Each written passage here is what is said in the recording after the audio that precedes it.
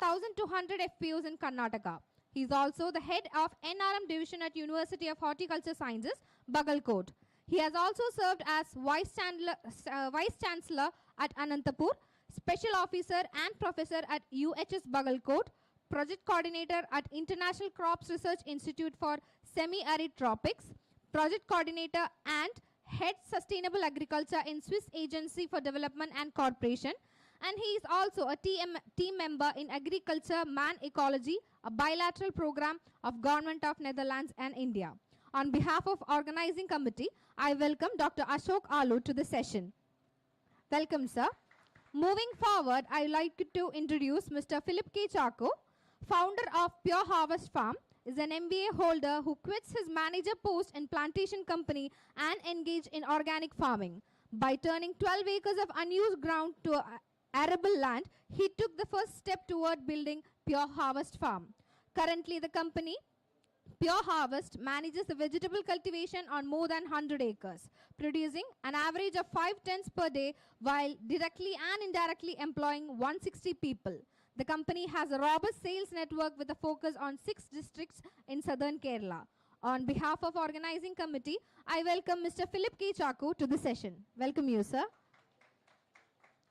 Furthermore, I'd like to extend a warm welcome to all the faculty members and students who have assembled here from the institutions across the state of Kerala. So without much delay, let's get into the business of the day, inviting Dr. Ashok Alu to share his thoughts and interact with our students.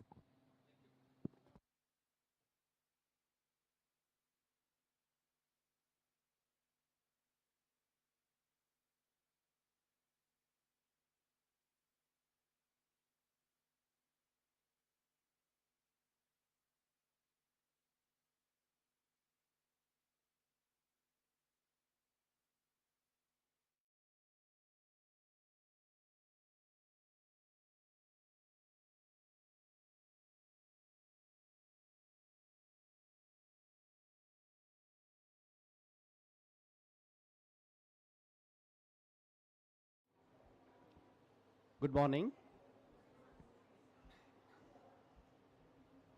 It's indeed a great pleasure for me to be part of this professional student summit, and also a great privilege for me to see a lot of young student friends from Kerala Agricultural University. Friends, I'll be trying to share few things pertaining to agriculture sector. And agriculture is one sector which has several opportunities.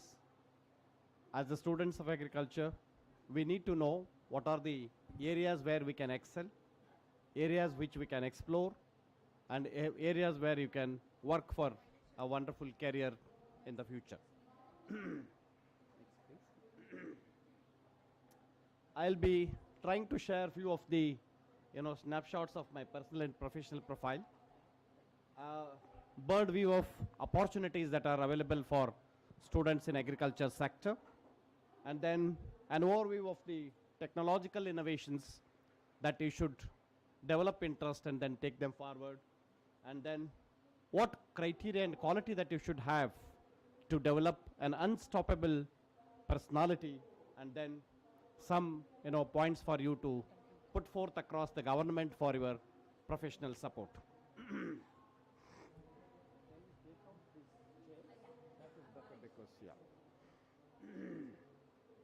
Friends, I come from a farming family background, born in a small village, and it's a place called Kolhar.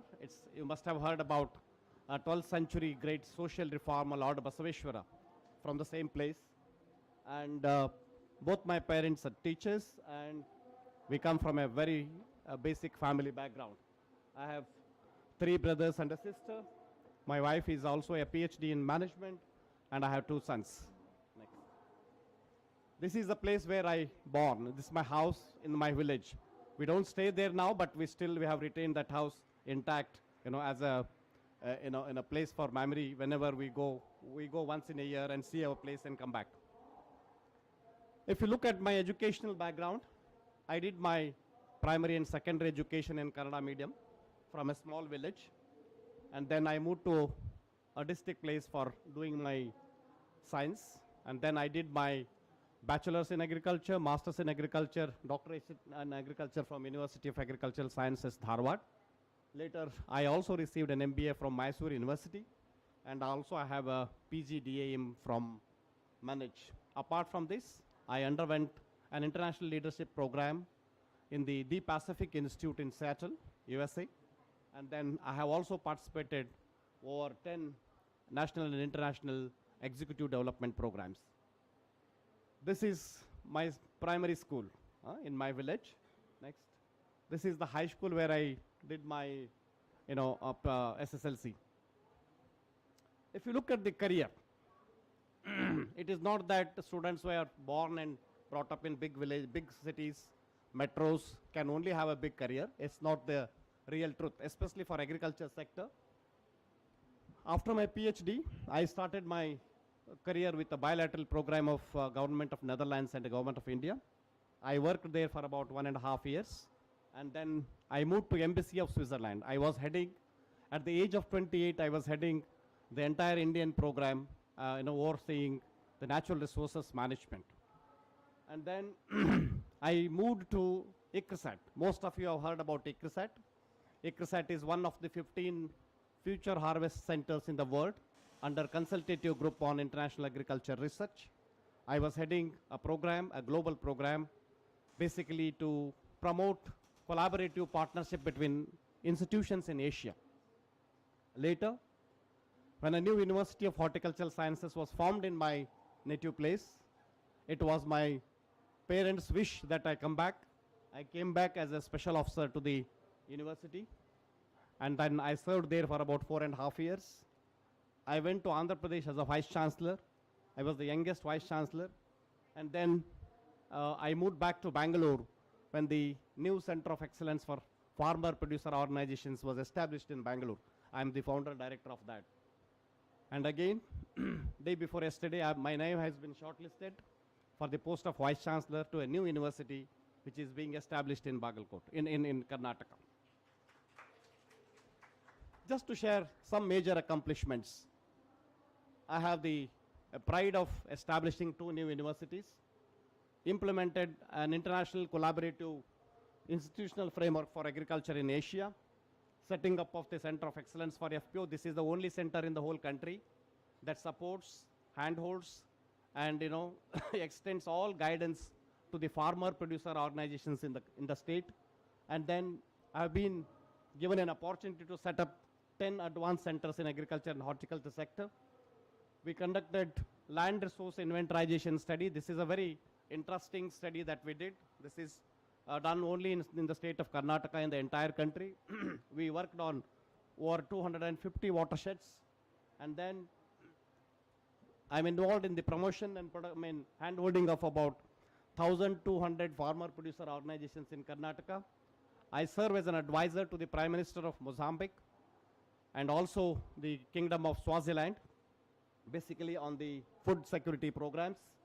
I serve on 20 plus high power committees that are involved in the policy formulation in agriculture and horticulture sector.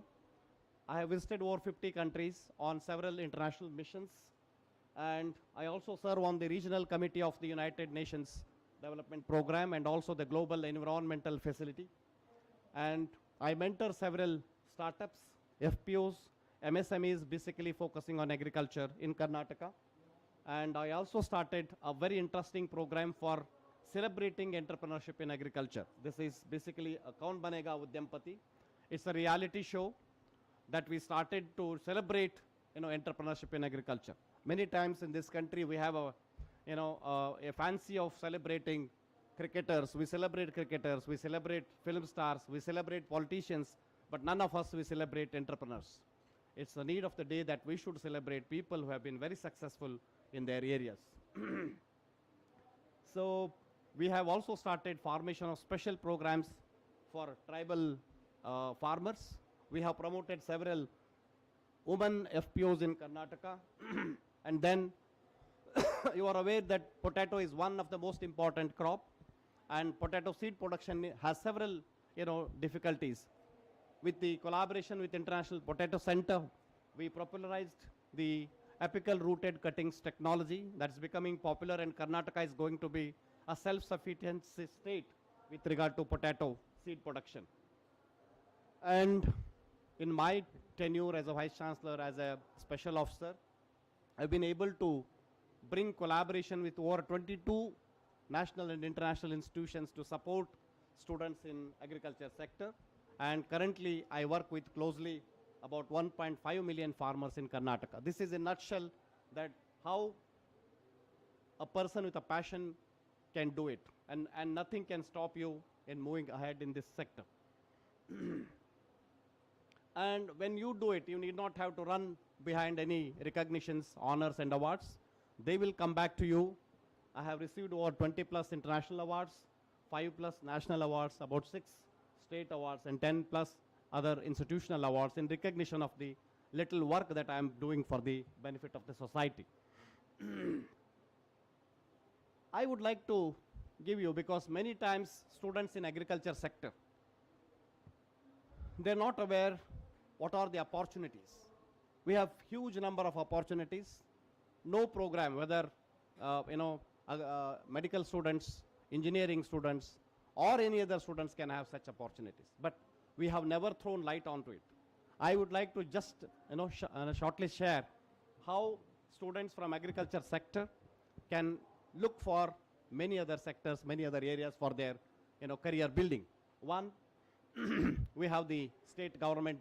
You have Department of Agriculture, Horticulture, Sericulture. You can go and work as extension officers, agriculture officers, and serve this community. Many of them are restricting themselves to government jobs. So because that's a mental setup, everybody would like to settle as early as possible, get into a safe job, and that's where we look at government. And then you have Kerala Administrative Services. You can also try, and most of the agriculture students are very, very successful, both in central and state administrative services. And then you can join the farm university, you can join as a faculty, you can join as a scientist.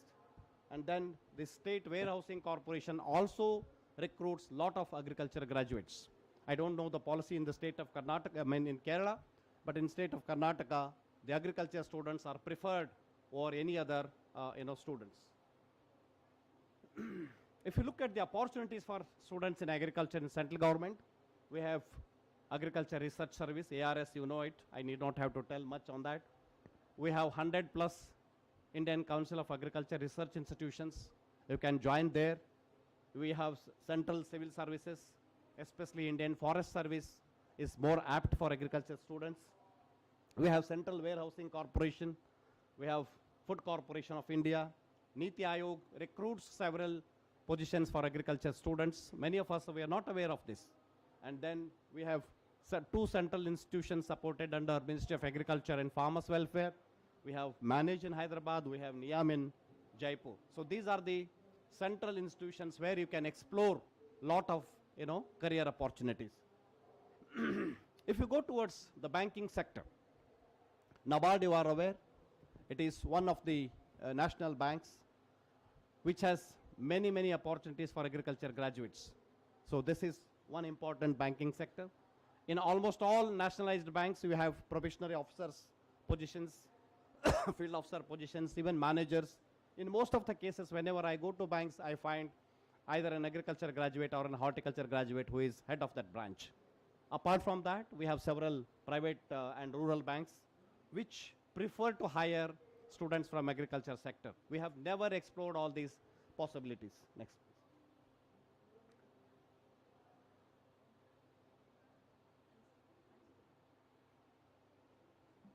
And we have several opportunities in international career. As I was mentioning to you, we have 15 CGIAR institutions. And in most of the cases, because I served ICRSAT is one of the 15 future harvest centers. Similar to that, there are 15 CGIAR institutions. Can you name one or two? Be loud. Any CGIAR institution that you are aware? Pardon me? Be loud. Simit. Simit is one. Next. There are 15. IRI. This in Philippines. So we have several such opportunities. Many of our students even don't reach them. So we have Food and Agriculture Organization of the United Nations. If you go and register yourself after your masters, there are programs for the students who have completed their graduate program, postgraduate program, doctoral program. There are project positions, there are professional positions, there are consultancy positions. Hundreds and hundreds of positions are available. None of us are aware of it. This is a great place for all of you to explore an international career in agriculture. Next comes World Bank. Most of the programs supported by World Bank are into agriculture sector, followed by infrastructure and other sectors. So they also recruit a lot of students, graduates, postgraduates from agriculture. We have Asian Development Bank, and similarly we have, African Development Bank. Again, there are several hundreds of positions, hundreds of openings every month, every year for students of agriculture. Similarly, we have United Nations Development Program, wherein a lot of programs are focusing on agriculture. I served on the regional committee of UNDP. They are not getting students. There are many times there are no applicants. Same position is advertised 10 times, and they don't get proper applicants for this post. And they are highly prestigious careers. You get 4 or 5 times more than what you are getting in your regular government careers. Apart from this, we have Global Environmental Facility. It's another United Nations Institute supported institute. We have IFAD, International Fund for Agriculture Development. We have CFC, Common Fund for Commodities. And we have 15 CGIAR institutions, opportunities in foreign universities, several bilateral programs that are operating in India. For example, we have CIFS Development Cooperation. We have German International Development. We have a Department for International Development. This is from Government of United Kingdom. We have JICA from Japan. Like this, there are several bilateral programs that are operating in India who are looking for students from agriculture sector. Most of the cases, they end up in hiring some retired people. Because there are no applicants, people don't know about these career opportunities. If you look at the private sector, we were able to receive a very illustrious presentation by Dr. Krishna Yella. He is from my own institution from Bangalore. So, seed industry. Seed industry is one sector where you will have a long-term career. You can either serve as an employee, you can start a company yourself, and you can do that. Then comes the fertilizer industry, pesticide industry. Food processing is a big sector. And if you look at the existing programs announced by the central government, basically the PMFME, in Agriculture Infrastructure Fund, you get up to 2 crores, funding facility. You get a lot of, schemes available for the youngsters to start their career in agriculture. And then we also have farm machinery industry. A lot of scope is available, especially for small implements and machineries, which is the need of this country in agriculture sector. Next. If you look at the entrepreneurial opportunities, not that we should only look at the, jobs. How many of you wish to be an entrepreneur? Can you raise your hands? Nice, at least I have 5, 6 hands, raised. Thank you. So which are the areas? I want all of you to be entrepreneurs. You should give jobs to 100,000 people when you become an entrepreneur. One, startups in agriculture. Friends, you are aware that this country has a wonderful startup culture. There is the enabling environment to support startups in agriculture, both from state and central governments. I hope Kerala also has a startup policy. We have brought a startup policy in Karnataka. Center has a startup policy. So you should explore all possible areas.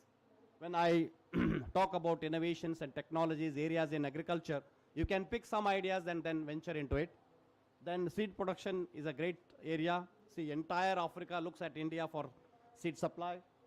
High-tech horticulture is gaining a lot of importance, especially in the peri-urban areas.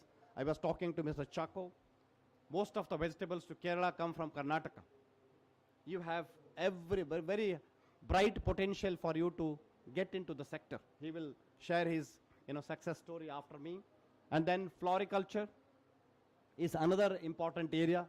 Exotic vegetable production. People are now getting attracted to exotic vegetables. And there's a huge demand and we are not able to supply to that demand. Then setting up of small processing units. You can start with a very small unit. The way he started the biotech company in Bangalore, the similar way you can start also. And we have MSME, is an agriculture. There are certain schemes which can even fetch you 5 crores funding. It's a grant, it's not a loan. There are several schemes. For example, Spurti scheme in MSME is one sector that can really help you to set up your own entrepreneurship development. And then nurseries. Friends, you are aware, nurseries around Bangalore, each small nursery with 2 acres of land making a 10 crores business. Can you imagine? It's a big business. And nurseries they're never going to stop.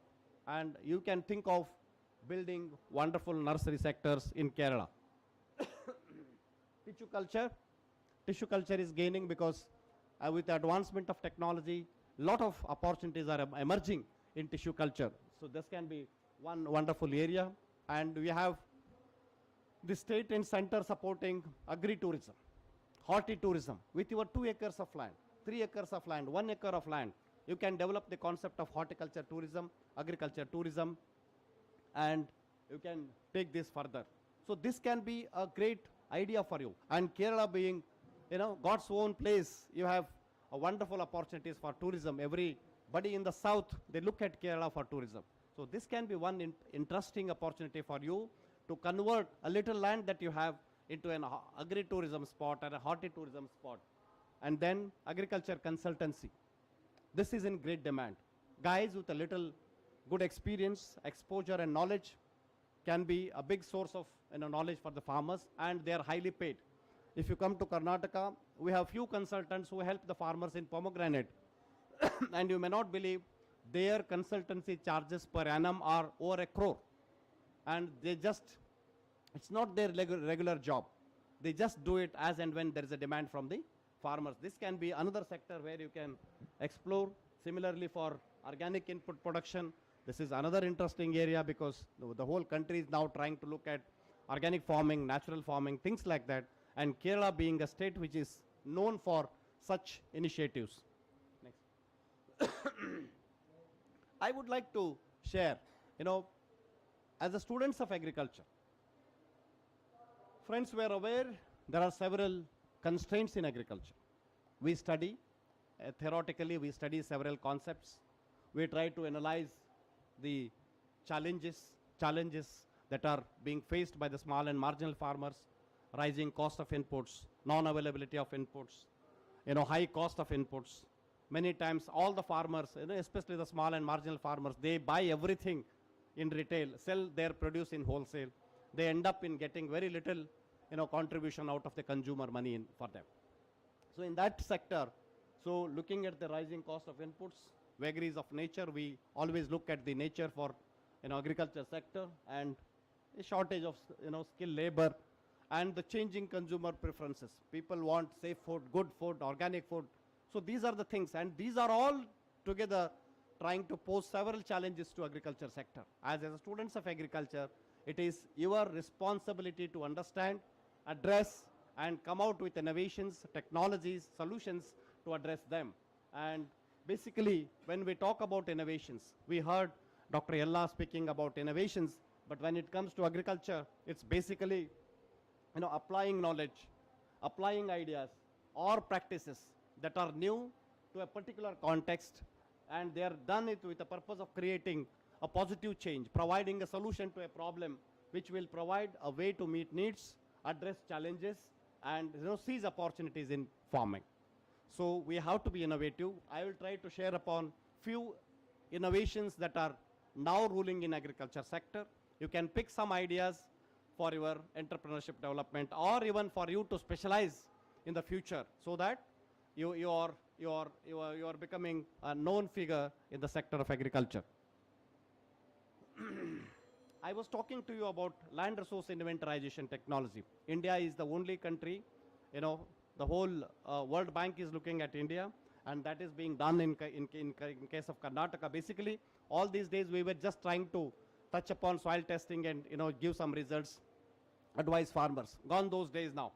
So we are trying to look at the morphological, physical, chemical, biological, hydrological properties, try to establish a comprehensive decision support system that helps the farmer to take decisions, what crops to grow, when to grow, how much to grow.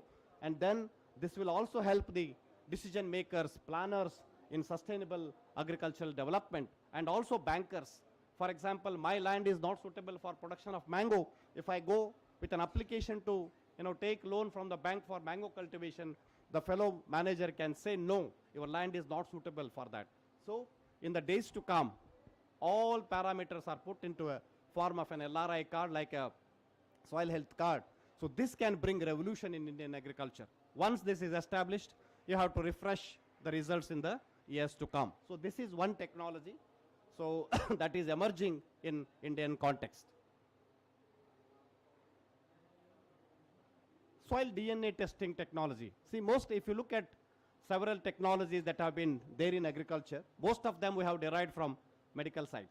And DNA testing was a very costly affair earlier. Now this is a very simple affair. And we can use the DNA testing technologies to understand what are the deleterious microorganisms that are present in the soil that can affect the crops. And we can take, prophylactic measures to address such issues. And DNA testing technology is cheaper, affordable, and this can be done with a very precision in agriculture sector. Next. Micro irrigation. Micro irrigation is ruling, and in the days to come, if there is any war, it will be only because of water.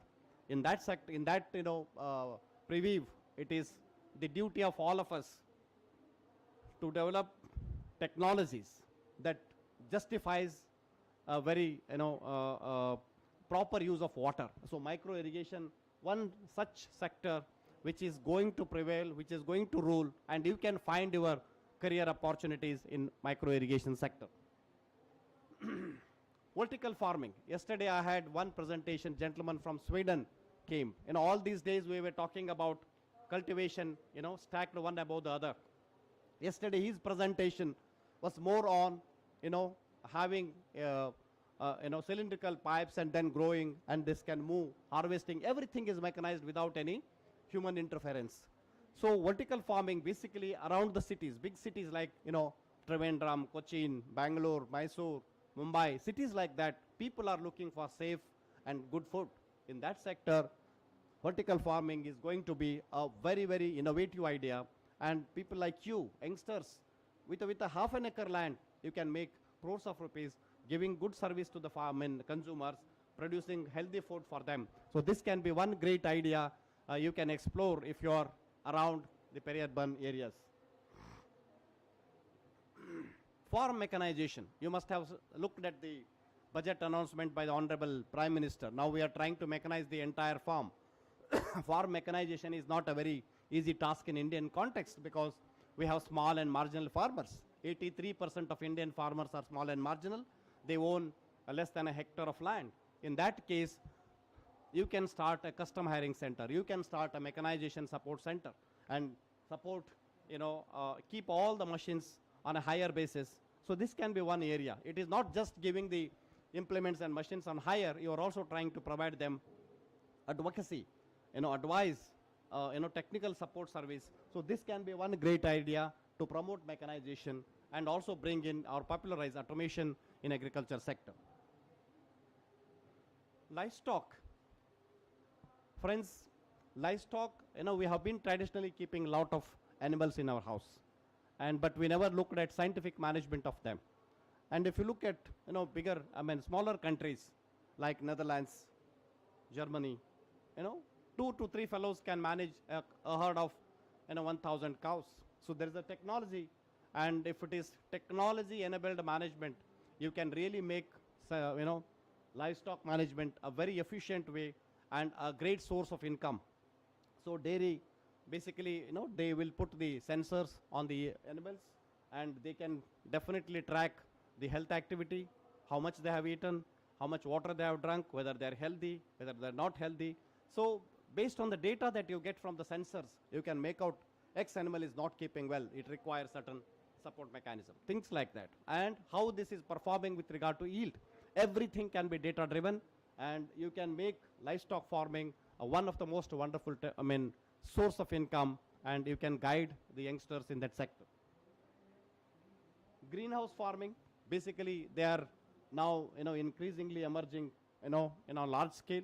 If you go around bigger cities, greenhouse are becoming a very big business, and lot of successful greenhouse companies, they are trying to scale up. That's what we were discussing. There is a huge demand for high quality vegetables. You can only focus on high quality, high value vegetables. With a little volume, you can fetch more income. So such things can be produced under greenhouse conditions. You can have very simple greenhouse to start, and then you can scale up once you are able to put up high-tech greenhouses that you can take it later. Shade house, you are all students of agriculture. I need not have to talk much on this. Basically, you can use reusable, 100% reusable shade nets, and you can have simple structures in the beginning. Once you are affordable, you can go with the permanent structures for greenhouses. So this is another important sector. Precision agriculture is, as we are aware, we are talking about, we heard several sectors, basically, medical sector and all. And many times, faculty members will agree with me, whenever you go to a politician, whenever you go to an administrator, they say, what you are doing in agriculture. Now research is coming out. A lot of criticism that is there. This is true across the country. So why this is happening? We have never been able to address these things. There are several issues, whether you don't get funding support for doing that.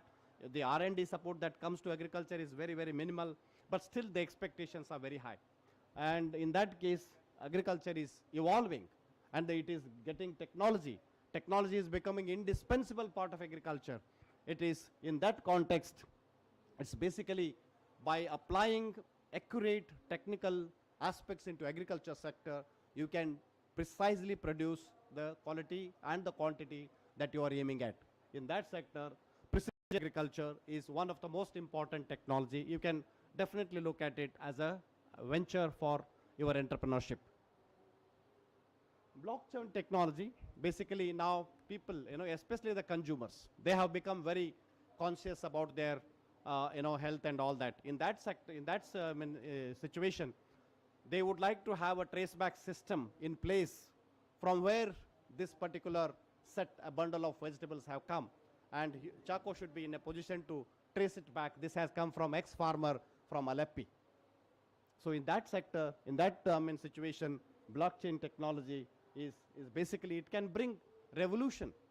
It can bring revolution in the entire agriculture sector, basically in trading agriculture commodities.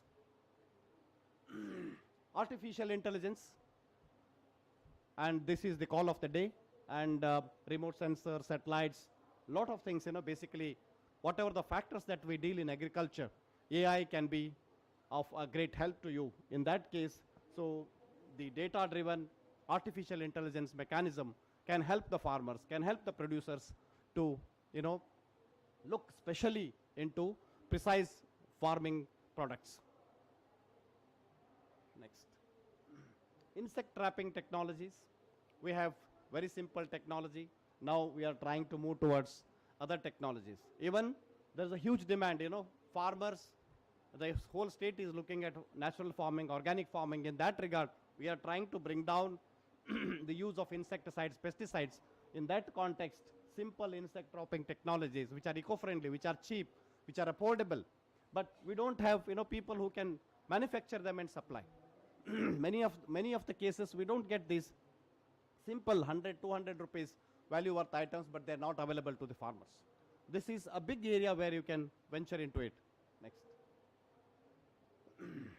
All these days, after the freedom moment and when we got independence, our focus was more on producing more and more food. Now we have moved from, we have achieved that. We have reached the stage where we don't have any food efficiency. But now we are trying to move towards quality food.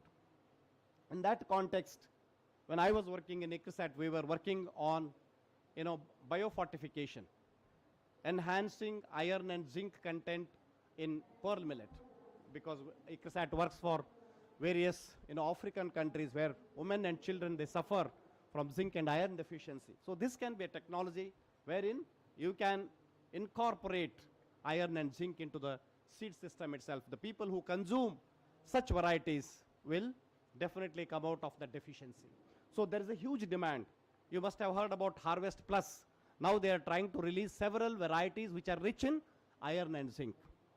So, but there are no seed producers for such things. So this can be another great area where you can explore opportunities. 3D farming. This is a technology that is emerging in US.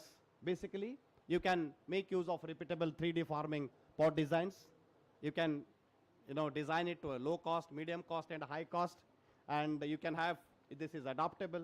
You can, this is by design, this is organic. You need not have to use any, chemicals for spray and all. And this can address several issues with the safe food. And, with this technology, you can reduce the space to a greater extent. And even if you look at the water usage is less by 90%. And whenever if there is an issue with the light, you can use the LED light, and you can produce a very high quality food material. So this is an emerging technology, and India is also looking at this, and a lot of entrepreneurs, basically after COVID, few entrepreneurs are now looking at using 3D technology for production of high quality vegetables. Weather forecasting technology, this may not be an area for entrepreneurship development, but there are people who are well settled. They can look at it. They can provide exact weather advisories. In case of Karnataka, we have Karnataka State Natural Disaster Management Cell, which provides predictions, weather predictions for every 15 minutes, half an hour, 1 hour, 2 hours, half a day, 1 day, 1 week, 15 days, and 3 months. You can have precise weather prediction available to the farmers. So this will help the farmers to take, measures for, whenever they have, deleterious weather conditions that are expected. Soilless farming, hydroponics is one sector which is emerging. Everybody wants to do it, and this can be even done by the women in the urban areas.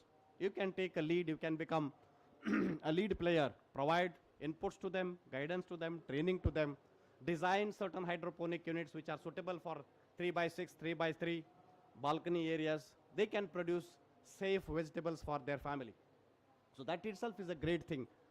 You can definitely do it, and this is basically nutrient-rich water being recycled to produce vegetables. And this is a wonderful opportunity for students of agriculture to get into. Next. This is aeroponics. This is another technology wherein we are trying to, use very less water. Nutrient-rich water is sprayed to the root system, and this can be used for seed production purposes. And you have completely controlled environment in agriculture. No question of, pests and diseases to attacking the crop. So this is also becoming very, very popular. Another one is aquaponics, wherein you are trying to club two production systems. For example, it is a soilless farming technology, wherein we are trying to bring two things. One, fish production. The other one is the plant production. Whatever the fish, excreta that go as a nutrient rich for the plants, and that can be recycled for the production of plants. Electronic marketing system. Now the entire country is looking at it. Most of our farmers, when you looked at the presentation of Dr. Yella, he was talking about marketing is a big, game changer in agriculture sector. This is a big constraint for farmers in the sector. So we started with Enam. Now this can be a great game changer with regard to sale of agricultural produce. So you can guide, you can be a consultant, you can be an expert in facilitating the electronic marketing of the produce from the farmers. Farmer producer organizations, basically they are the collectives of the small and marginal farmers. You can facilitate them, guide them, help them to fetch inputs, technology, and help them to bulk their produce and sell their produce at a better price. So this is an institutional mechanism. This is getting popularized across the country. And in the state of Karnataka, we have over 1,200 farmer producer companies which are doing extremely good work. We have at least 65% of the FPOs are doing excellent. And many of them have crossed their transactions about 20 crore per annum. Yesterday, I was hearing one gentleman who is into pig production company. So they're a very small, new company established few months back. Their turnover is 1.25 crores, and they have made a profit of 13 lakhs. So this is what, people like you can lead such companies and bring revolution in agriculture sector. This is about technology. Based on my experience, I would like to share few qualities that you should develop. It is not just necessary that we become good scientists, we become good citizens. As an individual, we also need to have a vision. We also need to build on our skills. We also need to get knowledge. And when we combine them, knowledge, your skill, your innovation, that can bring best results to you. I would like to share a few of those things based on my experience. If they are, I find them, they will be more inspiring to you, that they will guide you. How do you become an unstoppable professional in your career? Friends, we are very proud of our Indian culture. We talk very high about Indian culture. It's the cradle of human race. We also call this as the birthplace of human speech, and the mother of history, grandmother of legend, and a great grandmother of tradition. We are very proud of our culture. So it's a treasure. India is a treasure of several systems and values, and it is up to us how do we take this rich culture imbibed into our professional and personal growth and take this further. And if you look at several people like Leo Tolstoy, Albert Einstein, they all looked at Indian culture. They have picked several qualities from Indian culture. And as an Indian youth, as a students of agriculture, so you inherit this entire infinite wisdom in you. But we have never tapped, we have never brushed on our wisdom, and we have never used it, or we have never applied it for the personal growth and development. So this is a great time. I would like to know from you, how many of you have decided what is that you wish to become after you complete your graduate program? Have you fixed your target? Yes, after 4 years, I'm going to do this. After 5th year, 10th year, yes, I'm here. And after 15 years, I would like to be in that, step of the ladder. Have you set a personal target for yourselves? Don't feel shy. People who have set a target for yourself, please raise your hands. I'm at least happy. Friends, this is a high time for you. It's a very high time for you. Before you go to bed today,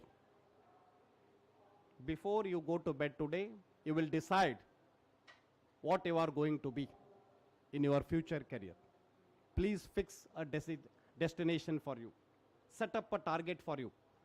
If you don't know where you have to go, you don't know where you are going. Will you promise me, before you sleep today, you will decide your career, you will decide your growth pattern, you will decide where you wish to go. And I should be more than happy. See, it's about 30, 40 people sitting here. If you decide your career point, that will be more than enough for the day. Next. Many times, we keep cursing.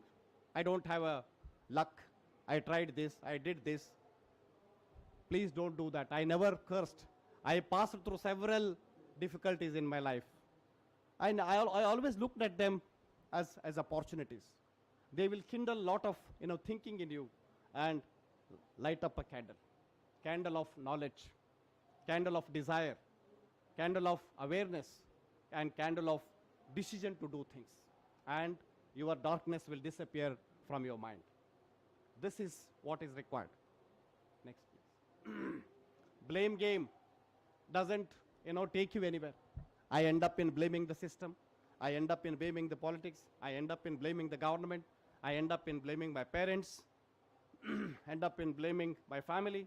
No, you have to blame yourself. If you're not taking the route for you. So basically, basically you are creating a best for you. You have to have a wonderful tomorrow for you. That's why I'm requesting you, before you sleep, decide where you wish to go. Decide your destination. Whenever go to a train or a airport or anything like that, your destination is decided, is it not? When you want to travel, they will ask you from where to where you want to go. So I want to go from Bangalore to Cochin. Your departure station is fixed, your destination is fixed. And it's high time for you to fix a destination. Your departure point, you know it, but destination is not fixed. It's very high time.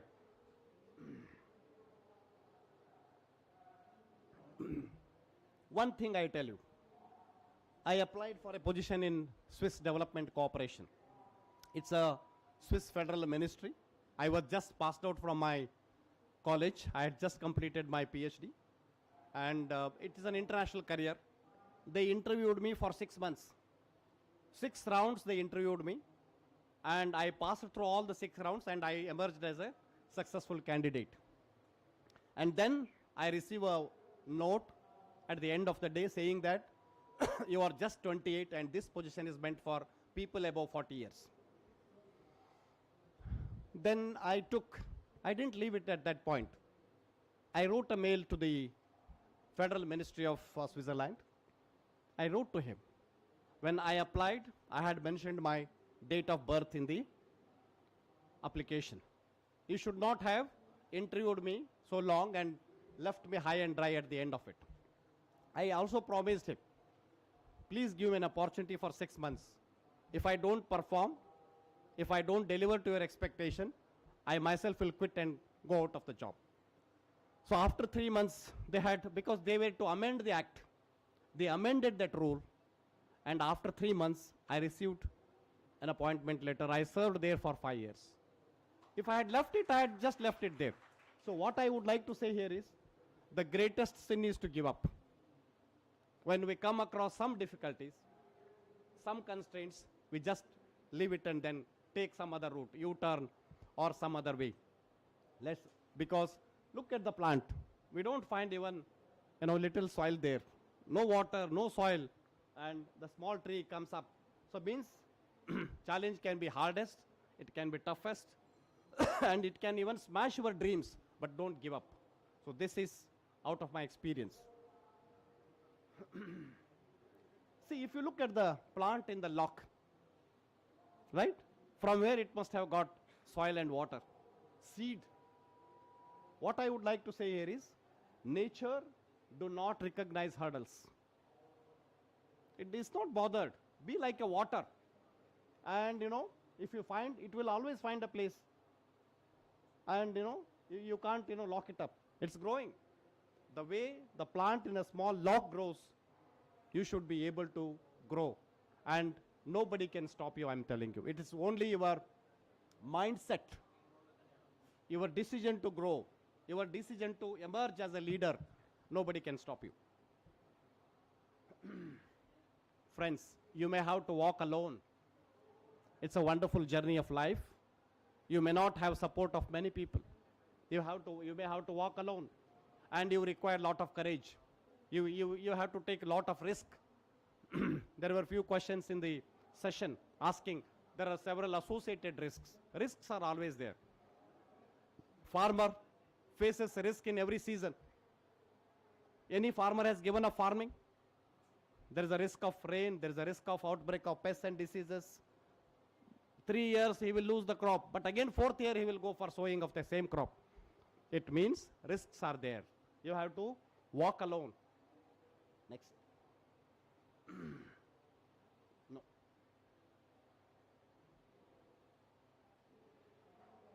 I have to go back. Few more.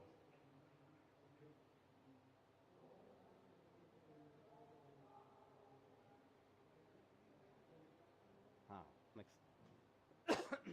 So we learn to build our courage to stand our own feet.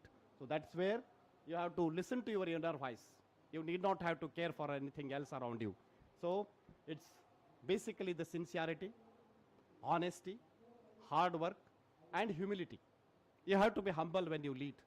You will emerge as big leaders, but when you become a leader also you should be humble. And that takes you to a greater height and nothing else. Next. Great people are not just great because they do great things. How these people have become great? This is a very important thing. Great people are great because they do not ignore little things.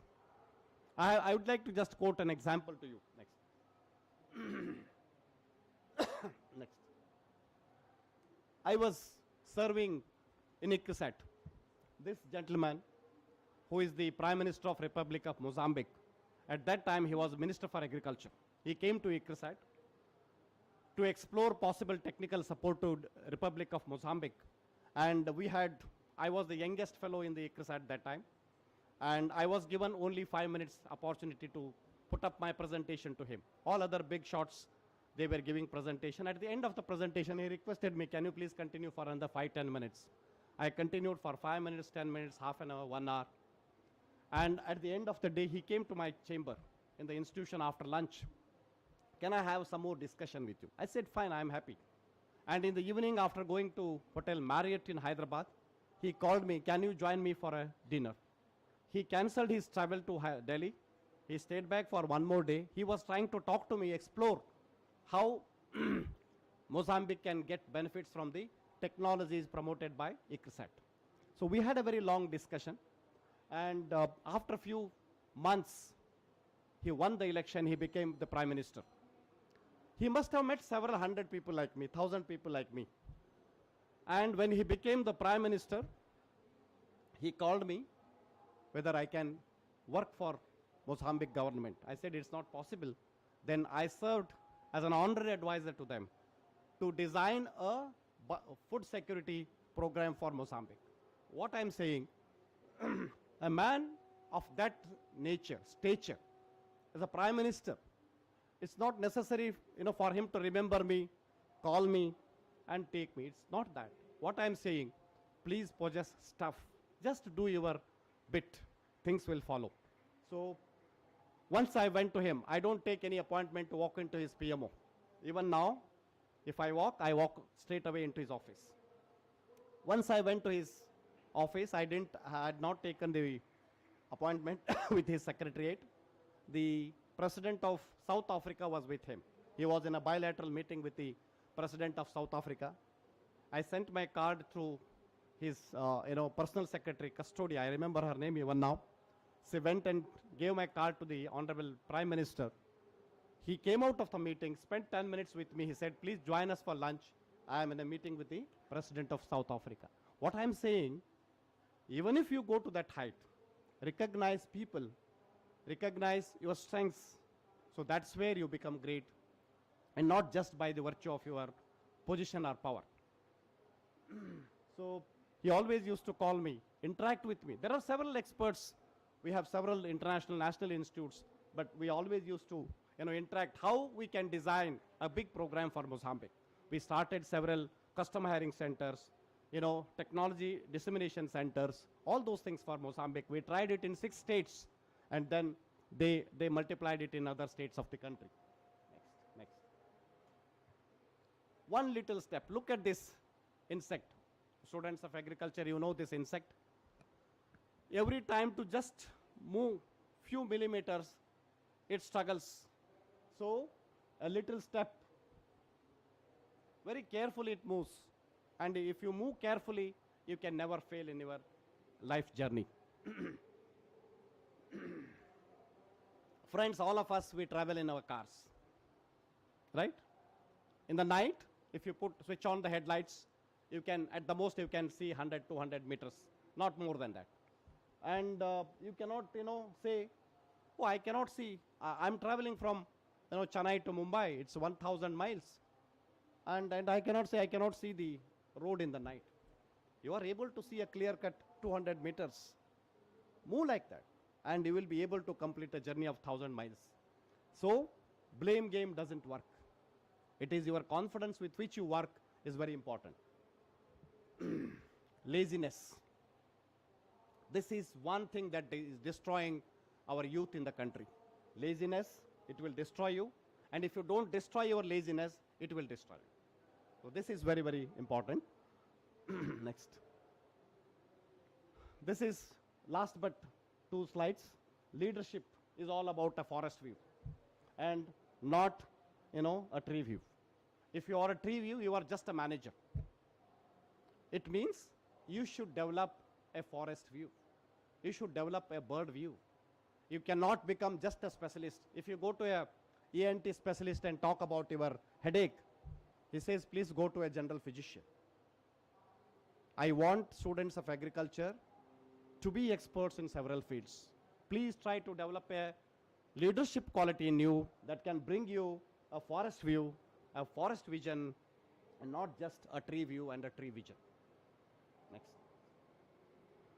Friends, many times we are obsessed with small things and we fail to, lose, or we don't see big things.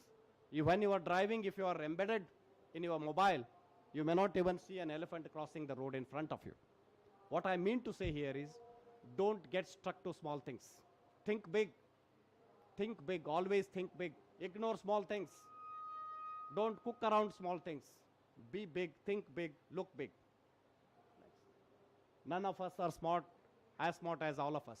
It means there is a strength in collective working.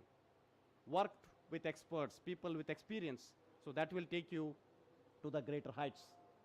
And many times scientists, basically neuroscientists, they talk about limitations of the human beings. Why there are 2 pilots in a flight? Always there are 2 pilots in a flight. One can run, no? Because we have, anytime anything can happen. So the other fellow should come. Similarly, if you take a surgeon, in the surgery room, you have a team of doctors, but the surgery is performed by one fellow. They will just assist them. So in this case, what I would like to say, overcome those serious limitations. How do you overcome those serious limitations to become a perfect human being, a person with an identity? Success is all about timing. We have lapsed a lot of time. And same is the case with you. Many times I feel, I'm losing time. What time do you get up in the morning? Anybody? What is the earliest timing that you get up? Be frank, there is nothing. No, I have also been a student like you. I used to get up at 6:30, 7 o'clock. That's not a case. You can tell. Huh? So don't lose time. Time is money. No value for time. It is, you cannot, estimate value for time. Don't lose time, and it's the precious time that you build your career. Next. Be like an ocean. Ocean is just the lowest part of the globe, Earth. Hello, sir. Myself, I'm Shweta from College of Agriculture, Trivandrum. I'm actually a BTech biotechnology student in College of Agriculture. So whenever we look into opportunities in biotechnology, what a general aspect is that we get to know more about tissue culture and stuff. But still, we don't have a much broader knowledge or sense on how we can develop biotechnology skills in agriculture, or how can we start a new enterprise or an entrepreneur business or anything related to that. When it comes to biotechnology, we don't have much exposure, or we're not able to understand it. So can you explain more about it, This please? is a very interesting question that you have posed. Biotechnology, one beautiful emerging, sector that can really benefit agriculture. Earlier, to develop a variety, to develop, breed something into the agriculture crops, we used to take years and years. Biotechnology has come to our rescue. It has come to our help that we can bring down this duration of developing these varieties or developing certain technologies that can address issues in agriculture sector. I was trying to quote the example of ARC, apical rooted cuttings in potato production, potato seed production basically. That's a huge area because potato is a crop that's grown across the country or eaten across the country, and the demand for potato is increasing day by day, and you can use it. For example, banana seedlings. In many crops now, the technology is being developed using biotechnology. You can explore, and whatever is the demand in your state or in your country, you can look at those areas for setting up of a laboratory. That is one point. Point number 2, biotechnology can also be used to address several issues in agriculture. So you can build a wonderful career in research and development, and there are several institutions across the globe that are available, and we don't find quality graduates and postgraduates in biotechnology. It's basically for you to emerge as a very high quality professional. You have to do a lot of hands-on things. It is not just theory that we study, but we need to do it with your own hands, learn from doing, and that will take you to greater heights.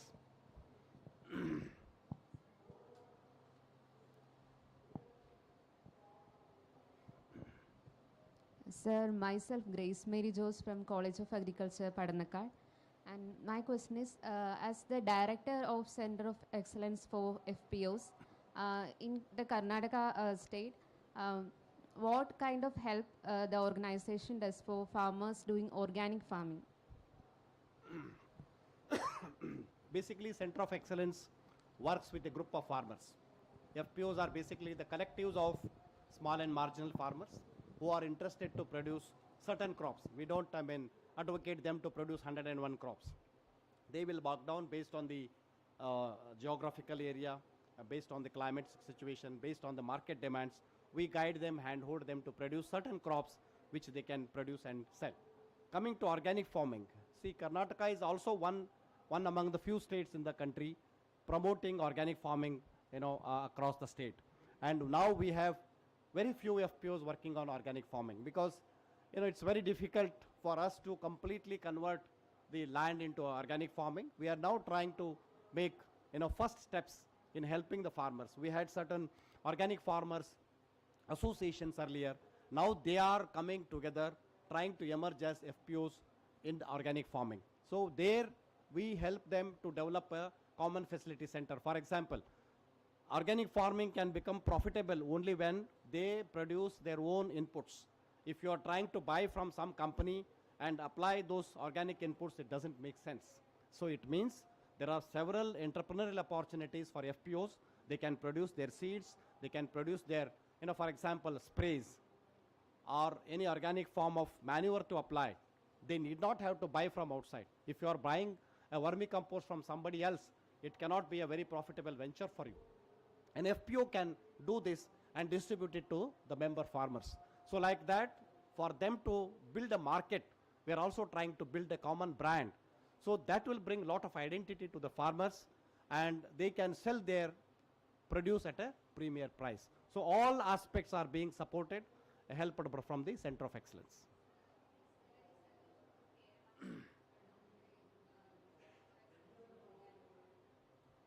Certainly, because Kerala is one state where you have a lot of opportunities for organic production. My only suggestion is we have to look at the lessons, the experiences of neighboring countries.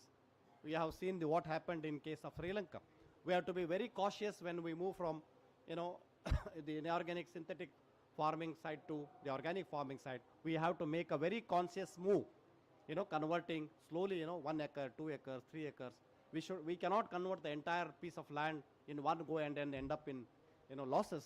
My suggestion is start working on a small piece of land, learn from the experiences, expand it to the next piece of land, and then you can be a successful organic farmer. And this will help the Mother Earth, this will help the life of the health of the people, and you are doing two things in one go.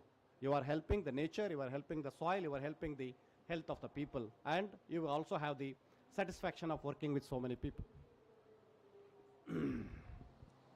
So I hope everyone has doubt cleared. So we have a limitation of time. So shall we keep it to the end of the session? We have another speaker. And Yeah. okay. So thank you so much, sir. And it was great hearing from the experienced. I hope they have all had a great takeaway. So let me welcome our next speaker, Mr. Philip Chaco, for a yet another distinguished speech. Thank you so much, sir.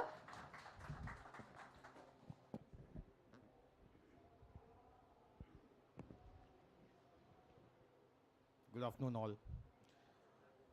Hope it's the worst time of the day for this session, the time of lunch. Okay, anyways. Yeah. Are you all from agriculture background? Is there anyone from other than agriculture background? Just one. Biotechnology. Okay, almost same. Okay, let me ask you one doubt. How many of you maintain some sort of garden in your house by your own? Not by parents, by your own.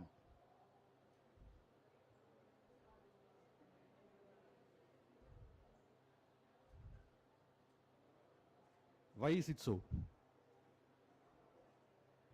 You are the one who is supposed to do that. You know why? You are the one who is supposed to preach agriculture in near future. So until and unless you are not practicing that thing, you are not eligible to preach that thing. So you must make some sort of garden. I won't say any garden, any specific garden, but you should make some sort of garden at your home, or even if it's your hostel, you can try vertical farming or something, even in the balcony or in the terrace. But you must do that. Okay. So agriculture, a different approach. That's what I have written there. But what is different approach in agriculture? Is there a different approach? What do you feel? എന്താ തോന്നുന്നത്? അഗ്രികൾച്ചറിൽ different approach ഉണ്ടാവുമോ?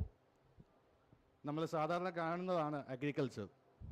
നിങ്ങൾ ഒരുപക്ഷെ scientifically I am not as qualified as you to speak about agriculture because I am a management, I'm from management background. So I will move to the second slide. Then, is agriculture a rocket science? What do you feel? No. How many of you say yes?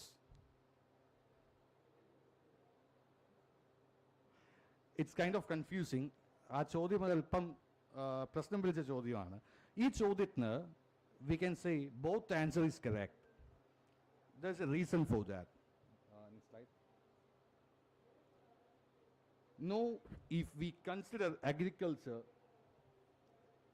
as production alone, if we give emphasis just on production, agriculture is not a rocket technology.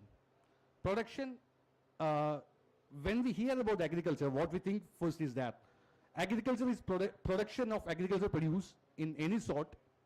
That's what we believe. But is that so? Mere production of agriculture produce is not agriculture. That was an old school thought, but for the latest culture, it's a bit different. Earlier, the thing was like seasonal cultivation, family cultivation, mostly wage-oriented cultivation, demand and supply theory. And when we do the seasonal cultivation, family cultivation, and wage-oriented cultivation, we fall into the demand and supply game. We produce excess goods which are not actually required for the market at that point of time.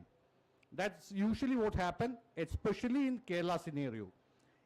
You might have noticed in Kerala scenario, though we are a consumer state, we claim different figures that we are producing 70% of, recently our state agriculture minister claimed that we are producing 70% of the domestic consumption. But the actual fact is we are not producing at least 10% of our domestic consumption. But at times you might have noticed that we find it difficult to sell the production that we make within Kerala. Why is it so? This is because we believe agriculture is not a rocket technology. Like any other production, agriculture is just a part of the game. Next slide, please. When we say yes, there starts the commercial production. What is commercial production? Is it just merely producing in volume? No, it's a bit different. Next slide.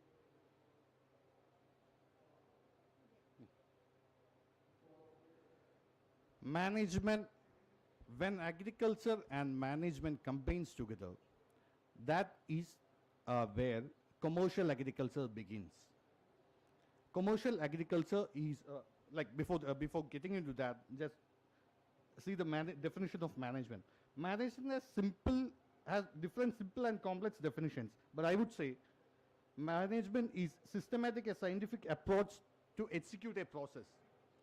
Do you believe agriculture has a set of process? That's just in production. Keeping the whole scenario, does that have a process? Next slide.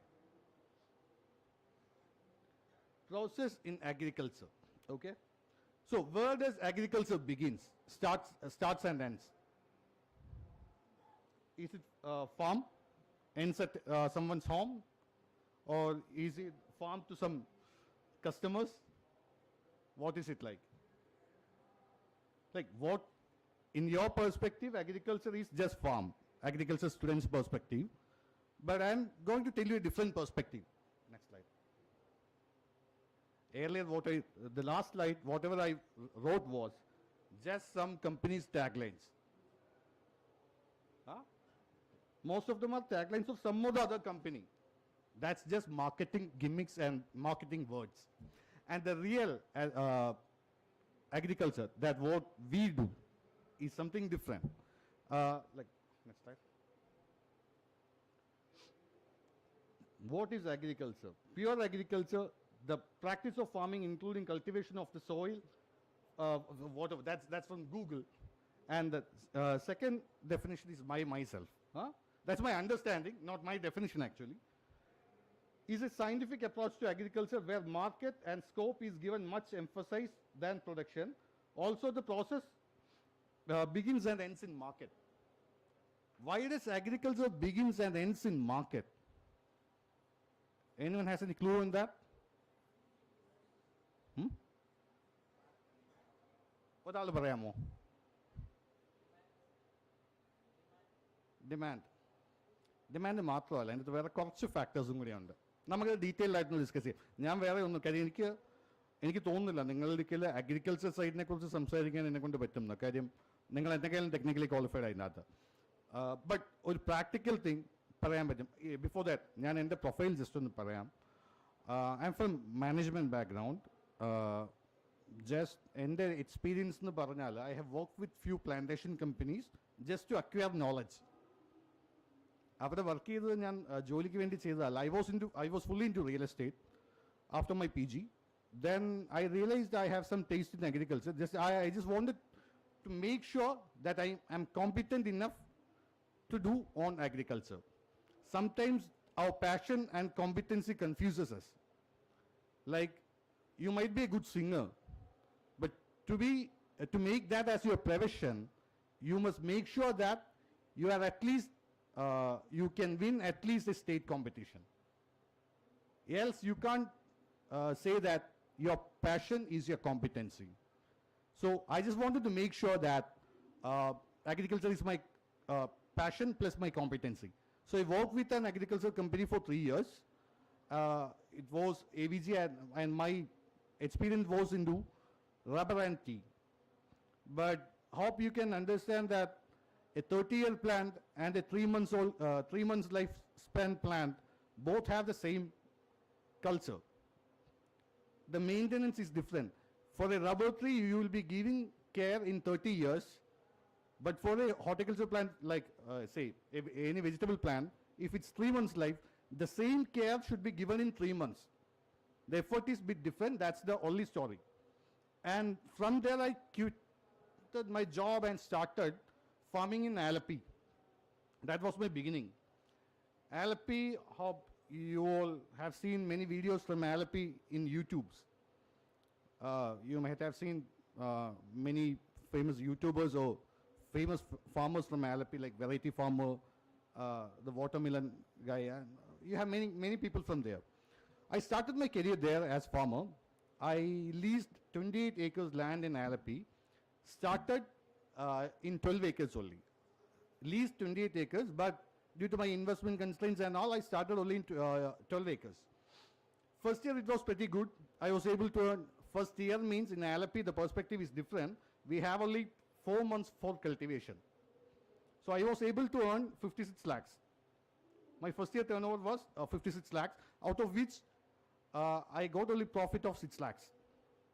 Then I invested their money again into agriculture, and next year I converted the production into 36 acres. And now the story is a bit different. The climate was a bit adverse in Alleppey, and I realized in Alleppey, the 4-month cultivation was not enough to survive in market. Whenever we go to a seller means the retailer or whichever shop it is, we meet them and say that I have some vegetable, can you please take it? They might ignore you or they might put you in trap. Instead, if I am saying that I have enough production to cater them round the year, and that makes the story different. And the add-on was, I usually, whenever I go for marketing, go to any store, I say that I have minimum 20 items guaranteed round the year.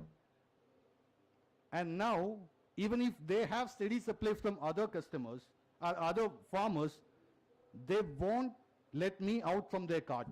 You know why? They want consistent supply. And the major, and one more thing, and not only organic cultivation, but our cultivation style is a bit different, and we call it safe to eat cultivation or residue-free cultivation. For that, we do only one thing, and this is a marketing story, okay? The safe to eat or whatever tagline we call it, it's a marketing story. And for that story gives us the mileage in sales and advertising. So when we say it's safe to eat, now whichever organic shop you see in Cochin, 80% of their supply is from me. Huh? Mine is not organic. Huh? But I can assure that it's residue free. The normal gestation period, usually chemical companies claim is 6 days, 10 days and all. The minimum residue period, gestation period we give is 20 days. That means after flowering, we won't apply any chemicals. Chemicals in the sense, pesticide or insecticides. Again, our fertilizer is still chemical. We use water-soluble chemicals. Okay? And if you are going for organic cultivation, you were asking about organic cultivation. Organic cultivation in Kerala is bit difficult due to our adverse climatic condition. Like round the year we have rain. The rainfall pattern has shifted drastically. Like we were getting 260 centimeter rainfall every year or nearly 300. It's almost same still. But we are now getting rainfall in every month. Last year we were getting rain in March, April and May also. So that makes the story a bit difficult for us for organic cultivation. So, and one more thing, organic cultivation makes our cost bit higher.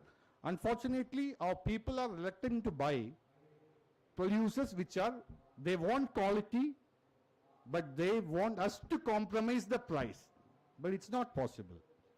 When we get into commercial farming, we will have to make sure the viability and survival of ourselves. We are not, see, agriculture is a service, but not a service alone. It's our life also. So we must make sure that we are safe along with our fellow beings. So I think instead of catering the super elite people with organic things, we can cater much broader audience by giving safe food. That's what our policy is. Okay, again, coming to the topic. I'll just leave it now. Okay, agriculture begins and ends in market. Now see the whole story. You can find 10 points, out of which production is just 1 point. And usually a farmer does all these things by himself when it's commercial. Here we have people cultivating items in different manners and different perspectives. But whoever does commercial scaling has to follow these steps. Why do we need market research? Can anyone guess? Market research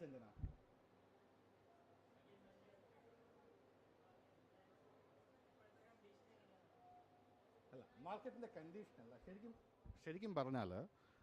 നമ്മളിത് നിങ്ങളെല്ലാവരും മലയാളത്തിൽ comfortable ആണല്ലോ അല്ലേ? Okay.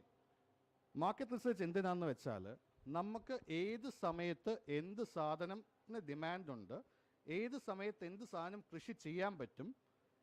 ഇപ്പോൾ ഓരോ നാടിനും ഓരോ വെറൈറ്റിയിൽ വരെ ഡിഫറൻസ് ഉണ്ട്. ഇപ്പം ഒരു സിമ്പിൾ എക്സാമ്പിൾ പറഞ്ഞാൽ ഇവിടെ ഇപ്പോൾ പാലക്കാടുകാരൻ ഇരിപ്പുണ്ട്. പാലക്കാട് നമ്മുടെ ബുഷ് ബീൻസേ മൂവ് ചെയ്യത്തുള്ളൂ മാർക്കറ്റിൽ. പക്ഷേ ഇത് ആലപ്പിയിലേക്ക് വരുമ്പോൾ ഞങ്ങൾക്ക് ലോങ് ബീൻസ് ആണ് മൂവ് ചെയ്യുന്നത്. ഇവിടെ ബുഷ് ബീൻസിന് നമുക്ക് 80 റുപ്പീസൊക്കെ ആവറേജ് സെല്ലിംഗ് പ്രൈസ് കിട്ടുന്നുണ്ട്. ആലപ്പിയിൽ ബുഷ് ബീൻസ് കൊണ്ടുപോയാൽ 50 റുപ്പീസേ കിട്ടുള്ളൂ. നേരെ മറിച്ച് ഇവിടെ ലോങ് ബീൻസിൻ്റെ സെല്ലിംഗ് പ്രൈസ് എന്ന് പറയുന്നത് 30 റുപ്പീസാണ്. എനിക്ക് ആലപ്പിയിൽ കിട്ടുന്നത് മിനിമം 55 റുപ്പീസാണ്.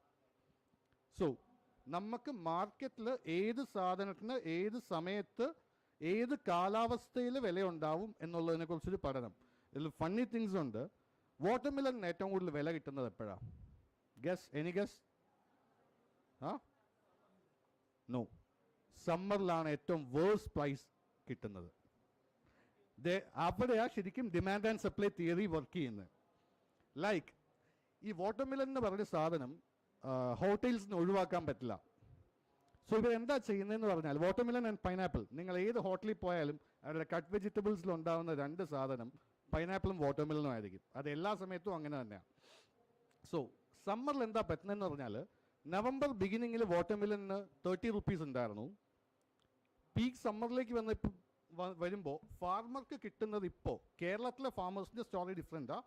ഞാൻ ഹോൾ സിനേറിയോ പറയുവാണെങ്കിൽ ഇപ്പോൾ ഫാമറിന് കിട്ടുന്ന ആവറേജ് പ്രൈസ് എന്ന് പറയുന്നത് 11 റുപ്പീസാണ്. Where November it was 30. And ഇനി ഫണ്ണി തിങ് പറയാം, കഴിഞ്ഞ റെയിനി സീസണിൽ എനിക്ക് കിട്ടിയ വാട്ടർമെലൻ്റെ പ്രൈസ് എന്ന് പറഞ്ഞാൽ 60 റുപ്പീസാണ്. ഇതെങ്ങനെയാണ് സംഭവിച്ചത്? ഈ നാട്ടിൽ ആർക്കും ആ സാധനം ഇല്ലായിരുന്നു.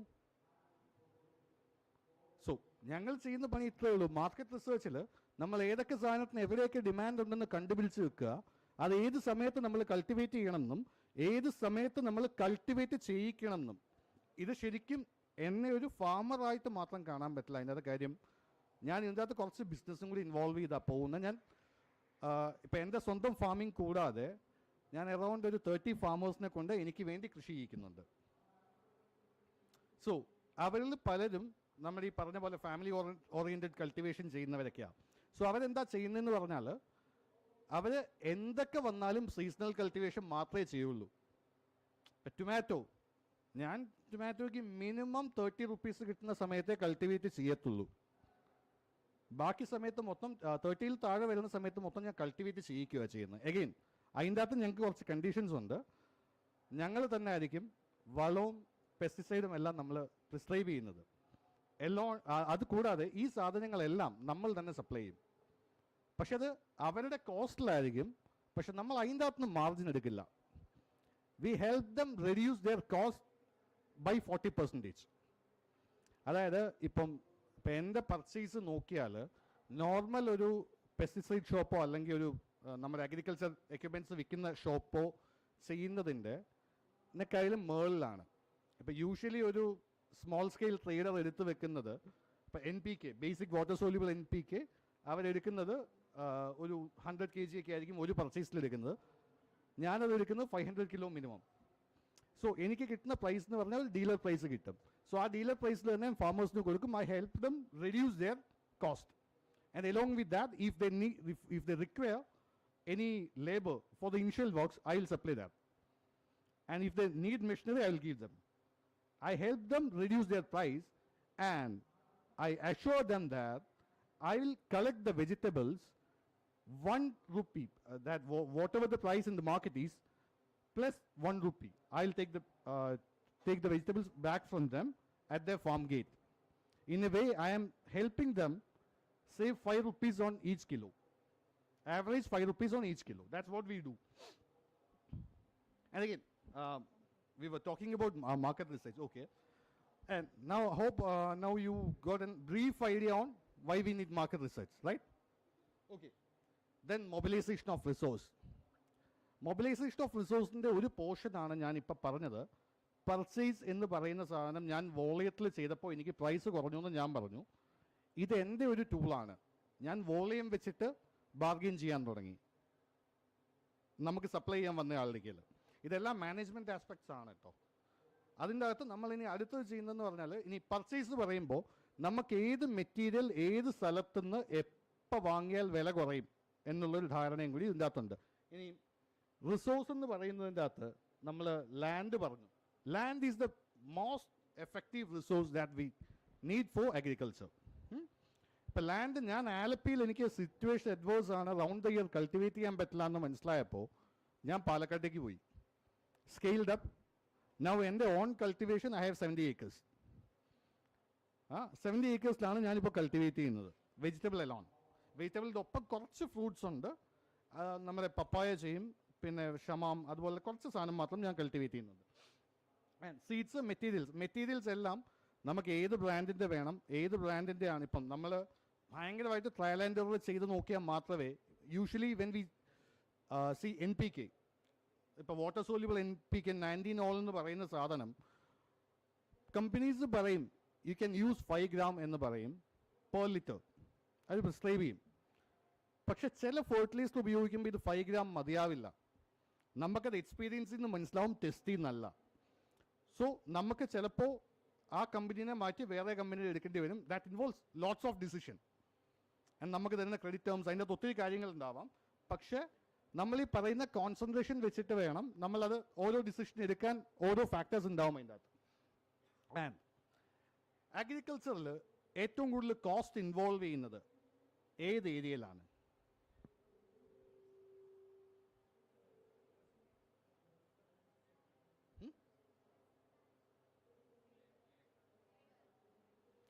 See, the third point is HR. Human resource cause the 80% cost of agriculture. പറഞ്ഞാൽ സമ്മതിക്കാൻ പറ്റുമോ?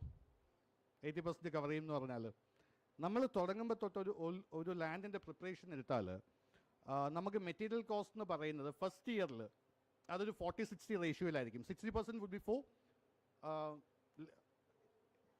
Labour and 40% would be for this thing, other material purchase and all. When it comes to second year, 80% cost, that we covered the material cost and stuff.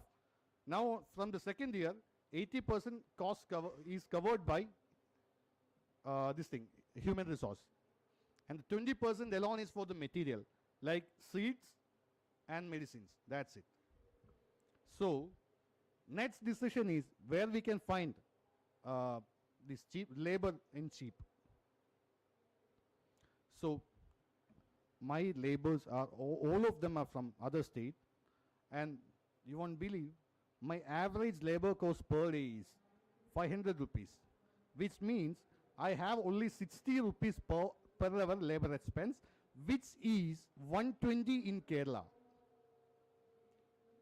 1 hour labor cost in Kerala is around 120 rupees. Mine is 60. That's how I survive in Kerala market. It's not the agricultural gimmicks, but overall management skill is how I survive in this market. Again, next comes the production side, and production is your cup of tea. I don't want to explain that to you. Okay, next comes advertising and promotion.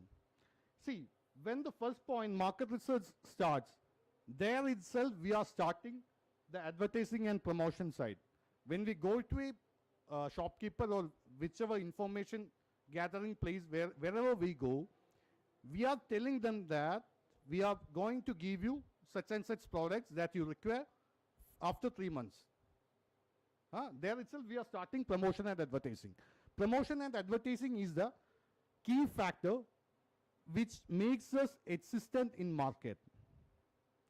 Like, now you go to, you can try in YouTube or any other media, just you can write my name there. At least in the front page I'll be there. Or you can just type Kerala's largest farmer. I tag that caption in all of my videos. You know why? I just want to be in the front page in YouTube. That's not for gaining fame.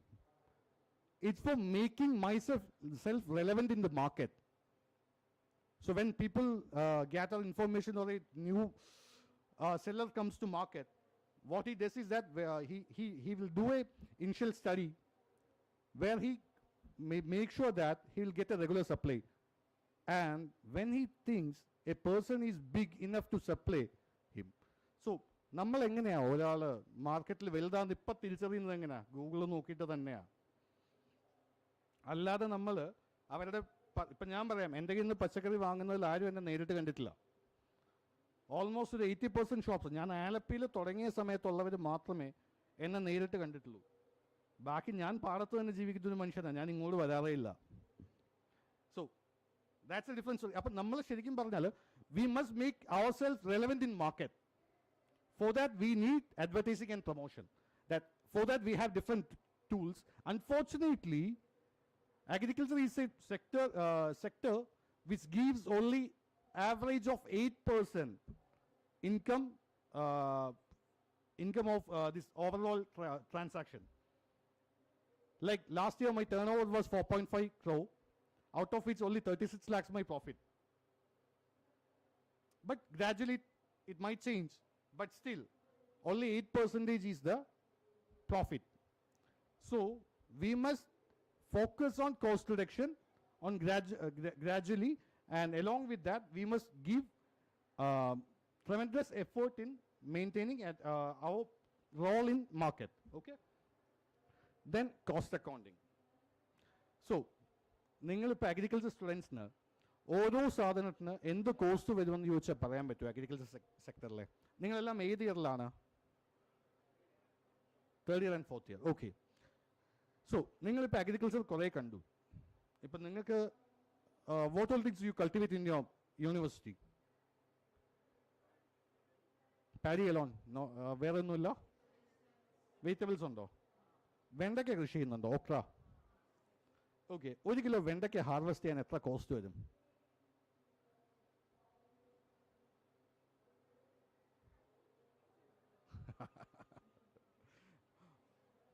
What is the average cost involved in harvesting 1 kilo of okra?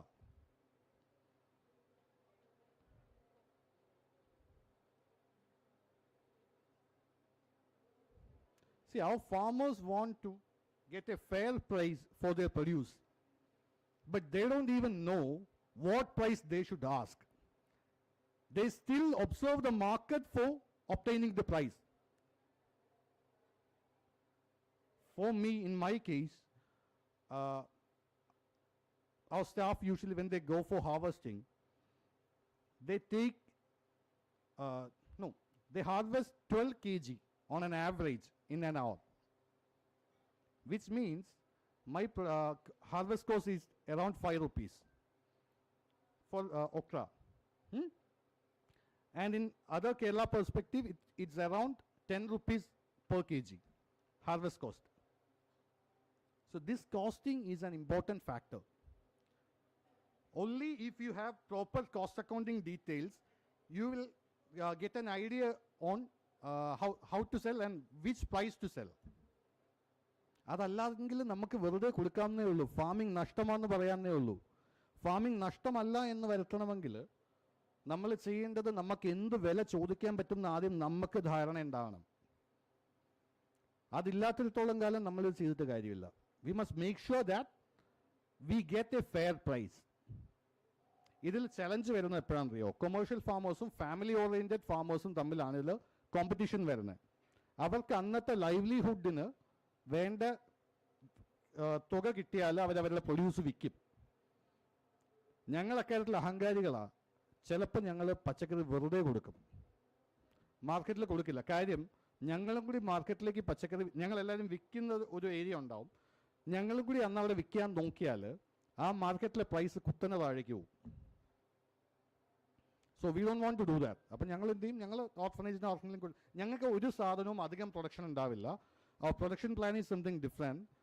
ഞങ്ങൾക്ക് ശരിക്കും average ഒരു 25 to 28 items നമുക്കുണ്ടാവും. Regular harvest ഉണ്ടാവും. 5 ton 28 items ആയിരിക്കും. അപ്പം നിങ്ങൾ divide ചെയ്ത് നോക്കിയാൽ ഒരു ഐറ്റം ആവറേജ് ഞങ്ങൾക്ക് ഒരു 200 കിലോയ്ക്ക് അപ്പുറം ഇല്ല. അതാണ് ഞങ്ങളുടെ പ്രൊഡക്ഷൻ സ്ട്രാറ്റജി. അതുകൊണ്ട് തന്നെ ഞങ്ങൾ മാർക്കറ്റിൻ്റെ ഒരു പ്രഷറും എഫക്റ്റ് ചെയ്യാറില്ല. ഞങ്ങൾ ഭയങ്കര ഈസി ആയിട്ടാണ് സെയിൽസിന്. എല്ലാവരും സാധാരണ ഫാമേഴ്സ് പറയുന്നത് സെയിൽസ് ആണ് ഏറ്റവും ഡിഫിക്കൽട്ട് എന്നാണ് പറയുന്നത്. പക്ഷേ production is the easiest part in agriculture sector. അത് കഴിഞ്ഞുള്ള കഥ ആണ് നമ്മൾ ഹാൻഡിൽ ചെയ്യേണ്ടത്. ഇനി അടുത്തത് ലോജിസ്റ്റിക്സ്. ഇപ്പോൾ ലോജിസ്റ്റിക്സ് നമ്മുടെ ഡിസിഷനിൽ ഏറ്റവും വലിയ റോള് പ്ലേ ചെയ്യുന്ന ഒരു സാധനമാണ്. അതായത് പച്ചക്കറി എവിടെ വിൽക്കണം എന്നുള്ളത് യൂഷ്വലി നമ്മുടെ ഫാമേഴ്സ് എപ്പോഴും ക്ലെയിം ചെയ്യുന്ന കേൾക്കാറുണ്ട്. Like we are getting 2 rupees for tomato, but in Trivandrum it is 20. Why is it so? I'm not supporting middlemen, but there's a big thing in that. As a small farmer, I'm producing only 100 kilo. Just imagine, you are a small scale farmer and you are producing just 100 kilo in your farm. Can you expect that price, the Trivandrum price to get here? No, you can't expect that. പകരം നിങ്ങൾ ഇത് ചെയ്യുവാണെന്നുണ്ടെങ്കിൽ ഫാമേഴ്സിൻ്റെ ഒരു ഗ്രൂപ്പോ വല്ലതും ആക്കി ഇത് ട്രിവാൻഡ്രത്ത് എത്തിക്കാൻ പറ്റണം. എങ്കിൽ നിങ്ങൾക്ക് ആ 20 കിട്ടും. ആ 20 ഇനി ട്രിവാൻഡ്രം എത്തുമ്പോൾ എന്തുകൊണ്ട് 20 ആവുന്നു എന്ന് ചോദിച്ചാൽ ഇത് ഓൾമോസ്റ്റ് ഒരു 3 പേരുടെ കയ്യിൽ കൂടി കടന്നു പോകുന്നുണ്ട്. ഈ 3 പേർക്കും മാർജിൻ വേണം, 3 പേർക്കും ഫാമിലി ഉണ്ട്, 3 പേർക്കും സർവൈവ് ചെയ്യണം. സോ നമുക്ക് മിഡിൽമെന്നെ അതിൻ്റെ അത് ബ്ലെയിം ചെയ്യാൻ പറ്റില്ല. സോ അത് അവിടെ എത്തിക്കാനാണെങ്കിൽ ഇപ്പം ഞാൻ ചെയ്യുന്നതെന്ന് പറഞ്ഞാൽ, ഞാൻ പാലക്കാട് കൃഷി ചെയ്തിട്ട് പാലക്കാട് ഒരു പച്ചക്കറി പോലും വിൽക്കാറില്ല. അതിൻ്റെ കാര്യം എന്താണെന്ന് പറഞ്ഞാൽ, പാലക്കാട് കിട്ടുന്ന പ്രൈസിനേക്കാളും ഇപ്പം എനിക്ക് പാലക്കാട് നിന്ന് പച്ചക്കറി ട്രിവാൻഡ്രം എത്തുമ്പോൾ 1 കിലോയിൽ എനിക്ക് വരുന്ന അഡീഷണൽ എക്സ്പെൻസ് എന്ന് പറഞ്ഞാൽ 2 രൂപയേ ഉള്ളൂ. അപ്പോൾ എനിക്ക് വരുന്ന എഫേർട്ട് വളരെ മിനിമലാണ്. 2 രൂപ കൊണ്ട് എനിക്ക് ഈ സാധനം 5 ടണ്ണുണ്ട്, അതുകൊണ്ടാണ് അങ്ങനെ പറഞ്ഞത്. ഇത് ട്രിവാൻഡ്രം വരെ എത്തിച്ച് വിൽക്കാൻ പറ്റിയാൽ എനിക്ക് കിട്ടുന്ന പ്രൈസിലെ ഡിഫറൻസ് ചില സാധനങ്ങളിൽ 40 rupees വരെയാണ്. അതായത് ഇപ്പം ലോങ് ബീൻ ഇന്നത്തെ ദിവസം പാലക്കാട് റേറ്റ് നോക്കിയാൽ 35 ഇന്ന് ട്രിവാൻഡ്രത്ത് ഞാനത് സെല്ല് ചെയ്യുന്നത് 70 ഇന്നത്തെ ഡേറ്റിലാണ് പറയുന്നത് കേട്ടോ. ലോജിസ്റ്റിക്സിൻ്റെ ഗെയിം അവിടെയാണ് നിൽക്കുന്നത്. Okay, next sales. സെയിൽസ് എന്ന് പറയുന്നത് ഒരു കണ്ടിന്യൂസ് പ്രോസസ്സാണ്. സെയിൽസ് എന്ന് പറയുന്നത് നമ്മൾ വിറ്റു കഴിഞ്ഞു, it's not like that. It's not giving them the produce and getting money. It's all about maintaining the relation. Sales എന്ന് പറയുന്നത് it's a continuous process, it's not a one time process.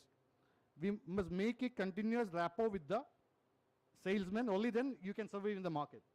Again, next thing is common accounting. Vegetable segment lane, perishable segment lane. The biggest challenge is to get back the money from market. നമുക്ക് അത്ര easy അല്ല പൈസ തിരിച്ചെടുക്കാൻ. So we need continuous follow up for getting the money back, and we need proper accounting. Usually നമ്മുടെ ഫാമേഴ്സിന് ഇല്ലാത്ത ഒരു കാര്യവും അതാണ്. We don't keep proper accounts. Okay. Next, customer relation and market retention. Again, it's all about maintaining the relation, and just see market research and market retention, both ends of agriculture. Okay, it's not just for agriculture actually. It's almost for all the business. It's the same scenario. Okay. Next slide. Essentials in agriculture. Why is date in this list? Can anyone guess?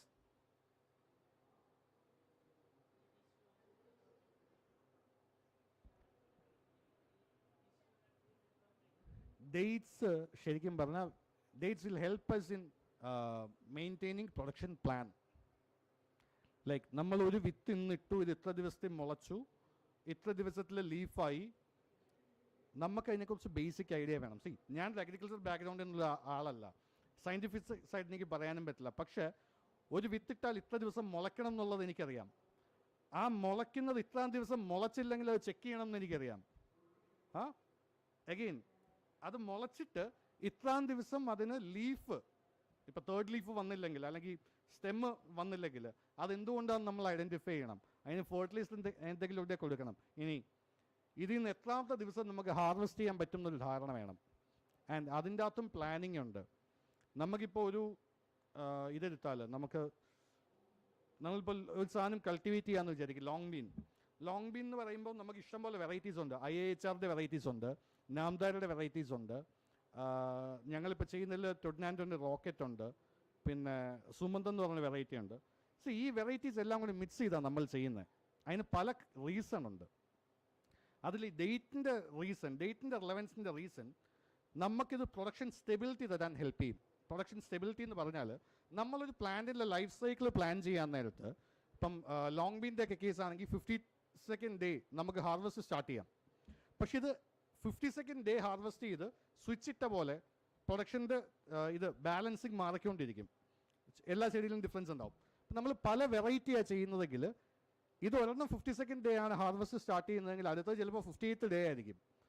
പക്ഷേ ഇത് ഈ ഒരു cycle, ഇതിൻ്റെ production സൈക്കിളിൽ 1.5 months നമുക്ക് production കിട്ടുമെങ്കിൽ ആ സൈക്കിളിനെ മൊത്തത്തിൽ ബാലൻസ് ചെയ്ത് ഒരേപോലെ പ്രൊഡക്ഷൻ കൊണ്ടുപോകാൻ പല വെറൈറ്റീസ് ചെയ്യുന്നത് നമ്മളെ ഹെൽപ്പ് ചെയ്യും.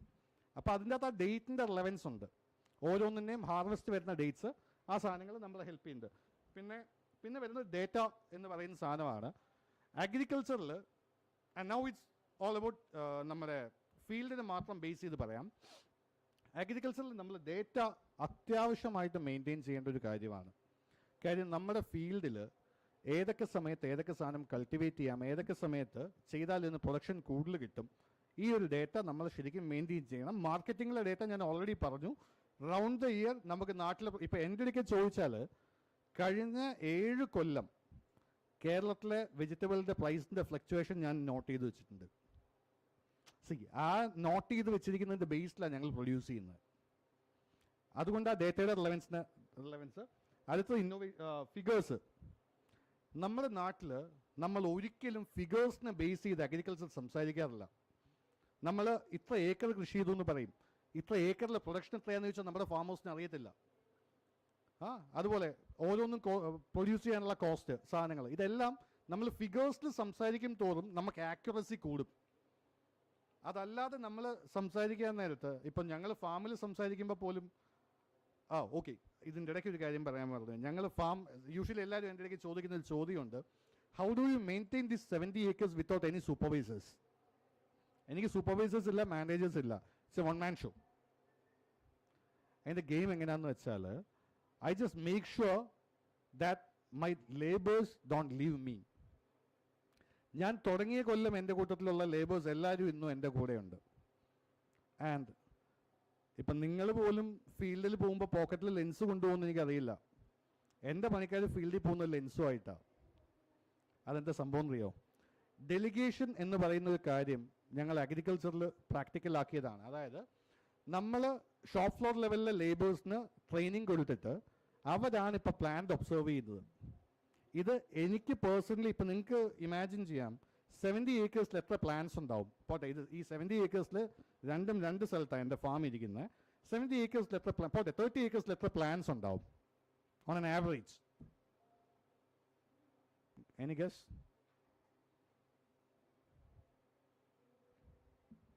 മിനിമം 90,000 ഉണ്ടാവും നമ്മുടെ ചീര പോലുള്ള സാധനങ്ങൾ ഒഴിവാക്കിയാൽ. ഈ 90,000 പ്ലാന്റ്സ് പേഴ്സണലി ഒരാൾക്ക് ഒരു ദിവസം ഒബ്സർവ് ചെയ്യാൻ പറ്റുമോ? Merely not possible. സോ ഇതിൻ്റെ അകത്തെ ടെക്നിക്ക് എങ്ങനെയാണെന്ന് വെച്ചാൽ, ഞങ്ങളിപ്പോൾ പ്രിസിഷൻ ഫാമിങ്ങിൽ നമ്മുടെ ഫോർട്ടിഗേഷൻ വഴി ഫെർട്ടിലൈസർ കൊടുക്കുന്ന പരിപാടി അങ്ങ് നിർത്തി. പകരം ഇപ്പോൾ ഫുൾ സ്പ്രേയിങ്ങാണ് ചെയ്യുന്നത്. ലേബർ കോസ്റ്റ് എനിക്ക് ഇത്രയും കുറവായത് കൊണ്ട് തന്നെ എനിക്കത് വയബിളാണ്. അപ്പോൾ ഇവർ സ്പ്രേയിങ്ങിന് പോകുമ്പോൾ ഇവർ ചെടി കാണുന്നുണ്ട്. അതായത് ഇമ്മച്ചുവർ പ്ലാന്റ്സ് ഇവർ കറക്റ്റായിട്ട് ഒബ്സർവ് ചെയ്യും. ഹാർവെസ്റ്റിന് പോകുന്നവർ മെച്ചുവർ പ്ലാന്റ്സ് ഒബ്സർവ് ചെയ്യും. നമ്മുടെ കാര്യം കഴിഞ്ഞു. നമുക്ക് കറക്റ്റ് റിപ്പോർട്ട് കിട്ടിയാൽ മതി. ആ റിപ്പോർട്ടിനനുസരിച്ച് നമ്മൾ വർക്ക് ചെയ്താൽ മതി. ഇപ്പോൾ ഞാൻ കൃഷി തുടങ്ങിയ സമയത്തൊക്കെ ഇവർ വന്നിട്ട് നമ്മൾ ആദ്യം കാണിച്ചു കൊടുത്തു. അതിനുശേഷം ആ ചെടിയിൽ വന്ന് ഈ സാധനം ഉണ്ടെന്ന് പറയാൻ തുടങ്ങി, ഇന്ന പെസ്റ്റ് ഇതിൽ കാണുന്നുണ്ടെന്ന് പറയാൻ തുടങ്ങി, ഇന്ന കളറിലെ പെസ്റ്റ്. ദെൻ അവർ പെസ്റ്റിനെ ഐഡൻറ്റിഫൈ ചെയ്ത് പറയാൻ തുടങ്ങി. പിന്നെ അവർ നമ്മുടെ ഇടയിൽ വന്നിട്ട് പറയുന്നത് ഇന്ന മരുന്ന് കൊടുക്കട്ടെ, അന്ന് കൊടുത്ത മരുന്ന് കൊടുത്തപ്പോൾ മാറി, ഇന്ന മരുന്ന് കൊടുക്കട്ടെ എന്ന് ചോദിക്കാൻ തുടങ്ങി. അതാ ശരിക്കും ആ ചേഞ്ചിൽ അവരെ നമ്മൾ മെയിൻറ്റെയിൻ ചെയ്ത് കൊണ്ടുപോയാൽ നമുക്ക് അധികം സ്റ്റാഫിൻ്റെ ആവശ്യമൊന്നുമില്ല. പിന്നെ അധികം സ്റ്റാഫിനെ ഒന്നും വെച്ച് ഈ ഷോ റൺ ചെയ്യാനും പറ്റില്ല. ഓക്കെ, ഇന്നൊവേഷൻ്റെ കാര്യം ഞാൻ ഒന്നുകൂടി, ഇപ്പം നമ്മളെല്ലാവരും ഇന്നൊവേഷൻ പറഞ്ഞ ഡിഫറെൻറ്റ് പെർസ്പെക്റ്റീവിൽ പറഞ്ഞു. ആൻഡ് അഗെയിൻ കൃഷിയിൽ നമുക്ക് നല്ല പിശുക്ക് വേണം.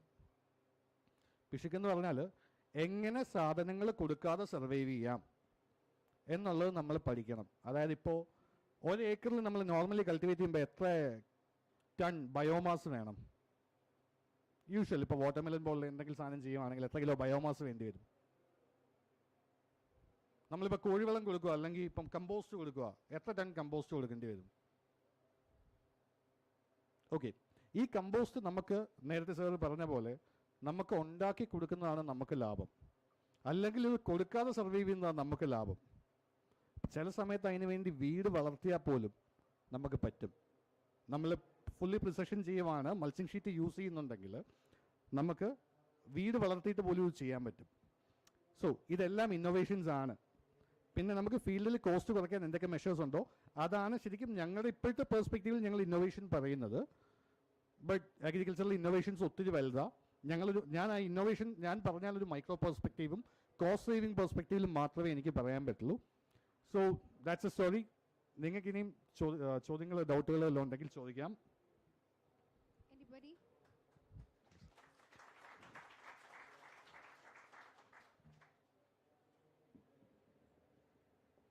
Thank you so much, sir. It's always inspiring to hear from young entrepreneurs, right?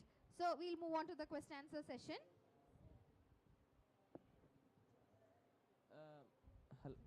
Hello, Hi. എൻ്റെ പേര് Alex Kisani, Kelappaji college of agriculture engineering Tavanur എന്നാണ് വരുന്നത്. സോ എൻ്റെ ക്വസ്റ്റ്യൻ ഇതാണ്, സാറിൻ്റെ ഫാമിൽ മെക്കനൈസേഷൻ എങ്ങനെ ഹെൽപ്പ് ചെയ്തു? മെക്കനൈസേഷൻ ഉറപ്പായിട്ടും നമ്മുടെ കോസ്റ്റ് സേവിങ് മെത്തേഡ്സിൽ മെക്കനൈസേഷൻ്റെ റോള് ഭയങ്കരമാണ്. എന്ന് വെച്ചാൽ നമ്മളിപ്പോൾ ഒരു നോർമൽ ഫാമർ ഇപ്പോൾ വെജിറ്റബിൾ ചുമന്ന് പുറത്ത് കൊണ്ടുപോകാൻ തന്നെ കൊടുക്കുന്ന കാശ് ഭയങ്കരമാണ്. ഞങ്ങൾക്ക് സ്കെയിൽ ഉള്ളത് കൊണ്ട് തന്നെ ലോജിസ്റ്റിക്സ് വൈസ് ഇപ്പം ഫാമിൻ്റെ അകത്തുനിന്ന് പുറത്തേക്ക് പച്ചക്കറി കൊണ്ടുവരാൻ മെഷീനറി കൊണ്ടുവരുന്നതിലൂടെ തന്നെ നമ്മൾ സേവ് ചെയ്യുന്നത് ദിവസത്തിൽ കുറച്ചധികം മണിക്കൂർ നമ്മൾ സേവ് ചെയ്യുന്നുണ്ട്. മെക്കനൈസേഷൻ്റെ ഏറ്റവും മൈക്രോ പെർസ്പെക്റ്റീവാണ് ഞാനിപ്പോൾ പറഞ്ഞത്. പിന്നെ നമ്മൾ യൂസ് ചെയ്യുന്നതിൽ മെഷീൻ ഇപ്പം ലാൻഡ് പ്രിപ്പറേഷൻ നോർമലി നമ്മുടെ സിക്കിൾ ഒക്കെ വെച്ചിട്ട് നമ്മൾ തൂമ്പ വെച്ചോ ഒക്കെ എടുക്കുകയാണെന്നുണ്ടെങ്കിൽ നമുക്ക് ലാൻഡ് പ്രിപ്പറേഷന് വരുന്ന സമയം, കോസ്റ്റ്, ലേബർ എഫേർട്ട് ഇതെല്ലാം കൂടുതലാണ്. നമുക്കിത് ഫുൾ മെക്കനൈസ്ഡ് ആണ്. ആൻഡ് മെക്കനൈസേഷൻ വെച്ചിട്ട് നമുക്ക് വരുന്ന ഏറ്റവും ഹെൽപ്പ് ഫാമിങ്ങിൽ നമ്മുടെ സ്പീഡ് കൂട്ടും. നമ്മളെ സംബന്ധിച്ച് കൾട്ടിവേഷൻ ടൈം എന്ന് പറയുന്ന സാധനം വലിയ റിലവൻസ് ഉണ്ട്. അതായത് നോർമൽ ഒരു ഫാർമർ വർഷത്തിൽ 3 കൾട്ടിവേഷൻ ചെയ്യണമെങ്കിൽ ലാൻഡ് പ്രിപ്പറേഷന് വേണ്ടി 1.5 മാസം അവർ കളയുന്നുണ്ട് ഒരു കൊല്ലത്തിൽ. നമുക്കതൊരു 15 ഡേയ്സേ ഉള്ളൂ. അതാണ് മെക്കനൈസേഷൻ്റെ ഡിഫറൻസ്. ആൻഡ് നമുക്ക് കൃഷിയുടെ റൗണ്ട്സ് കൂട്ടാൻ പറ്റുന്നതാണ്.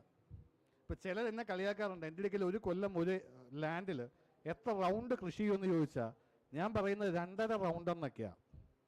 ഈ 2.5 എന്നുള്ളത് സാധാരണ ആരും ചെയ്യാറില്ല. എല്ലാവരും ഇപ്പം ഹോർട്ടിക്കൾച്ചർ ക്രോപ്സ് ആണെങ്കിൽ 2 റൗണ്ടേ ചെയ്യാറുള്ളൂ. ഈ 2.5 എന്നുള്ളത് അഡീഷണൽ അര ഈസ് ആൻ അച്ചീവ്മെൻറ്റ്. അതിന് നമ്മളെ മെഷീൻസ് ഹെൽപ്പ് ചെയ്യും. Anybody else?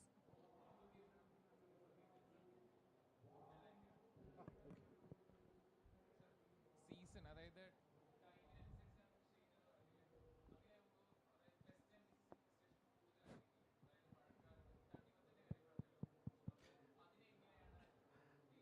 നമ്മൾ ശരിക്കും ഉണ്ടല്ലോ നമുക്ക് കിട്ടുന്ന പ്രൈസ് വെച്ച് ക്രോപ്പ് ലോസ് നമ്മൾ മാനേജ് ചെയ്യും. അതായത് ഇപ്പോൾ എനിക്ക് വേനലിൽ 20 ടൺ പെർ ഏക്കർ കിട്ടുമെന്ന് വിചാരിക്കുക, മഴക്കാലത്ത് അത് 15 കിട്ടുള്ളൂ. I am happy. അല്ലെങ്കിൽ ഹാപ്പിയർ. കാര്യം എന്താ അറിയോ, നമ്മൾ കിട്ടിയ പ്രൈസ് വെച്ചിട്ട് ഡിവൈഡ് ചെയ്ത് നോക്കിക്കഴിഞ്ഞാൽ അപ്പോഴും മഴക്കാലമാണ് ലാഭം. ഹലോ,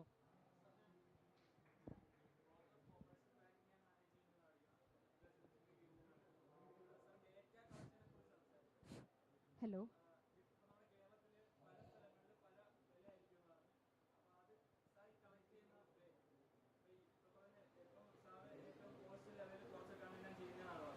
എങ്ങനെയാണ് ഈ പ്രൈസിന്റെ ഡേറ്റ കളക്ട് ചെയ്യുന്നത്, അതുപോലെ തന്നെ ലേബേഴ്സിന്റെ എത്ര കൊടുക്കണം, മറ്റൊരു കുറവാണ്, മറ്റുള്ള സംസ്ഥാനങ്ങളാണെങ്കിൽ പോലും ഡേറ്റ കളക്ഷൻ കോർഡിനേറ്റ് ചെയ്യുന്നത്, അതുപോലെ തന്നെ അക്കൗണ്ടിങ് സിസ്റ്റം അതുപോലെ അപ്പോൾ അതിലും ലേബേഴ്സ് കുറവായിരിക്കും. അപ്പോൾ അതിൻ്റെയൊക്കെ കോസ്റ്റ് എഫക്റ്റീവ് ആയിട്ട് ആ സാധനം ശരിക്കും ഡേറ്റ കളക്ഷൻ എന്ന് പറയുന്നത് നമ്മൾ മാർക്കറ്റ് റിസർച്ചിന് വേണ്ടി ആർക്കും ക്വസ്റ്റ്യനർ ഒരുത്തുന്നും പച്ചക്കറി മാർക്കറ്റിൽ ഒരുത്തുന്നും വില വരില്ല. പക്ഷേ നമുക്ക് വില അറിയാനുള്ള ടെക്നിക്ക് എന്ന് പറഞ്ഞാൽ മാർക്കറ്റിൽ അന്വേഷിക്കുക എന്നുള്ളത് മാത്രമേ ഉള്ളൂ.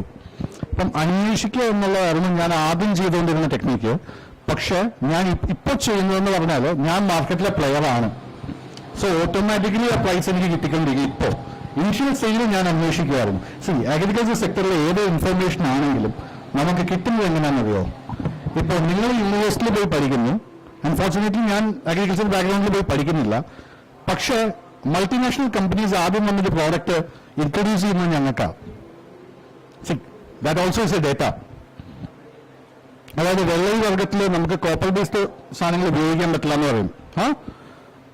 വെള്ളരി വർഗത്തിൽ ഉപയോഗിക്കാൻ പറ്റുന്ന കോപ്പർ ബേസ്ഡ് ഫംഗിസൈഡുകൾ ഇപ്പോൾ യു പി എൽ കൊണ്ടുവന്നിട്ടുണ്ട്. മാർക്കറ്റിൽ നിന്നുള്ള ഇൻഫർമേഷൻസ് നമുക്ക് പല മെത്തേഡിൽ വന്നുകൊണ്ടിരിക്കും.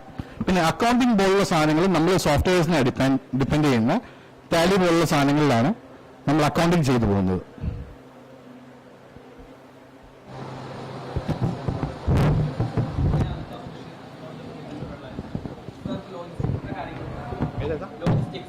ഇപ്പോ നിഞ്ച കാട്ട് അതുപോലെ തന്നെ അതേപോലെ പലതും ഉണ്ടെങ്കിലും പക്ഷെ എന്തുകൊണ്ടാണ് കേരളത്തിൽ മാത്രം ഇതുപോലുള്ളത് ഒരുപാട് വളർന്നു വരാത്തത്? കേരളത്തിൽ പ്രൊഡക്ഷൻ ഇല്ലാത്തതുകൊണ്ടാണ്.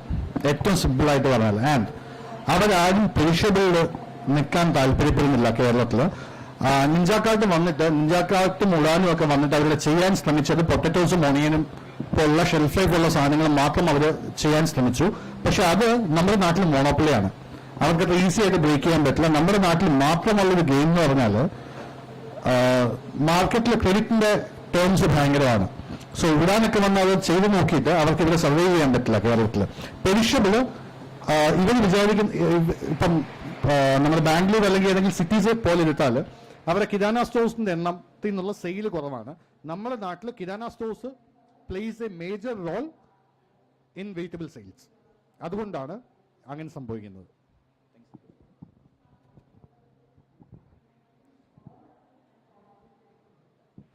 So I hope everybody have cleared their session doubts.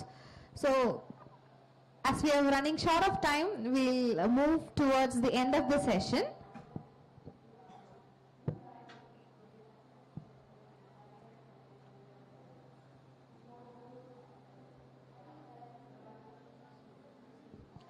And with this, we have come to an end of the session, and I hope everybody have a positive takeaway.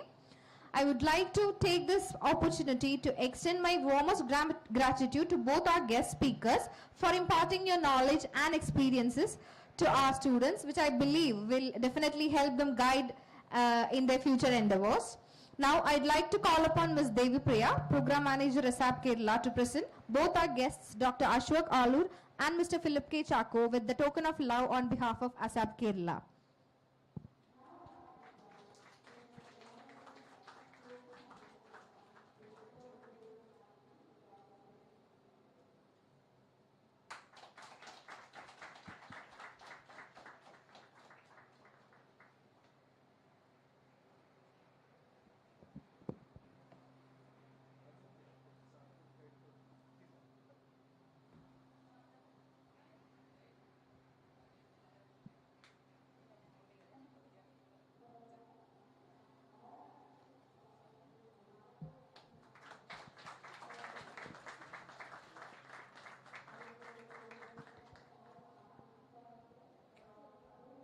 Thank you so much, and I now invite Ms. Devi Priya for delivering vote of thanks.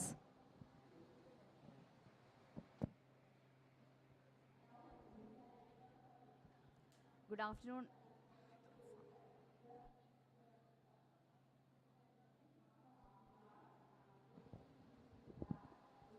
Good afternoon, everyone.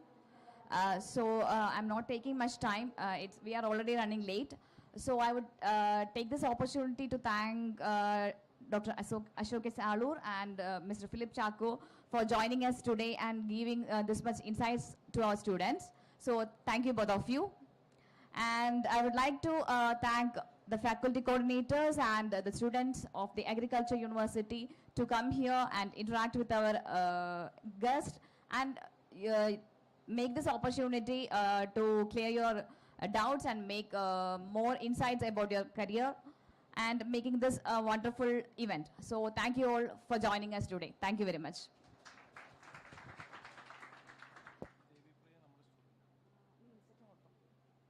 Thank you so much. So with this, we'll wrap up the session for morning.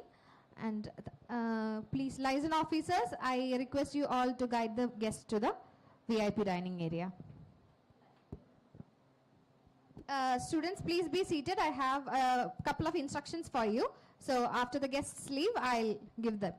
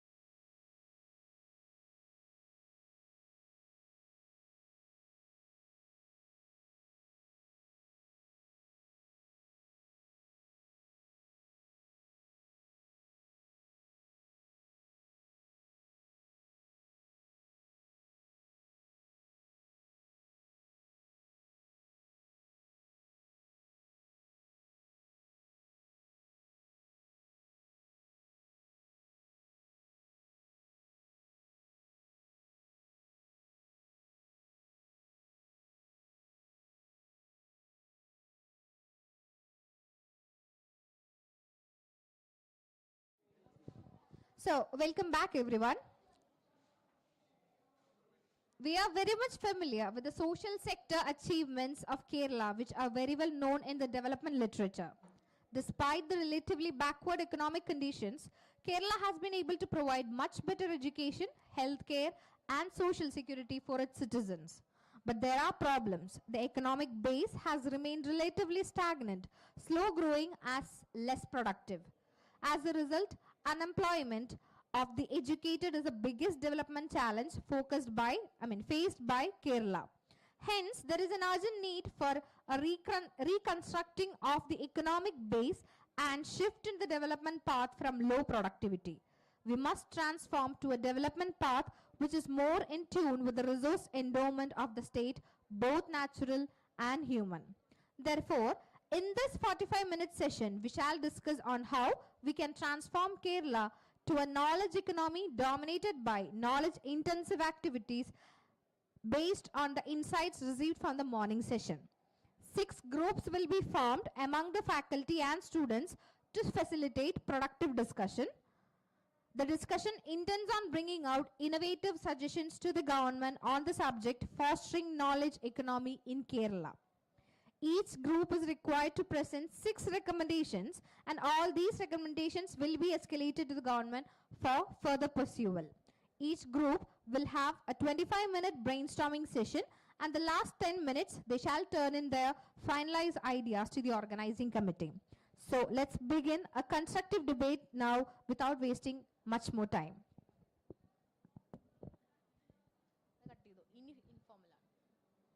ഇംഗ്ലീഷിൽ പറഞ്ഞ കാര്യങ്ങളെല്ലാം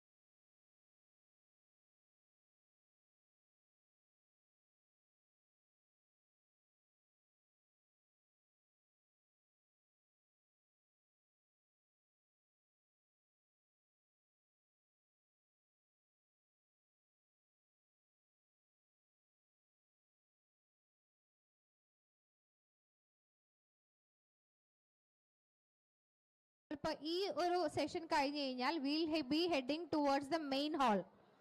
അവിടെ നമുക്കൊരു interactive session വിത്ത് ബിമൽ നായർ ഉണ്ടാവും. നമുക്ക് ഒരു 1 hour session ഉണ്ടാവും 3 to 4. And from 4 o'clock to 5 o'clock നമുക്ക് CMന്റെ പ്രോഗ്രാം ആയിരിക്കും.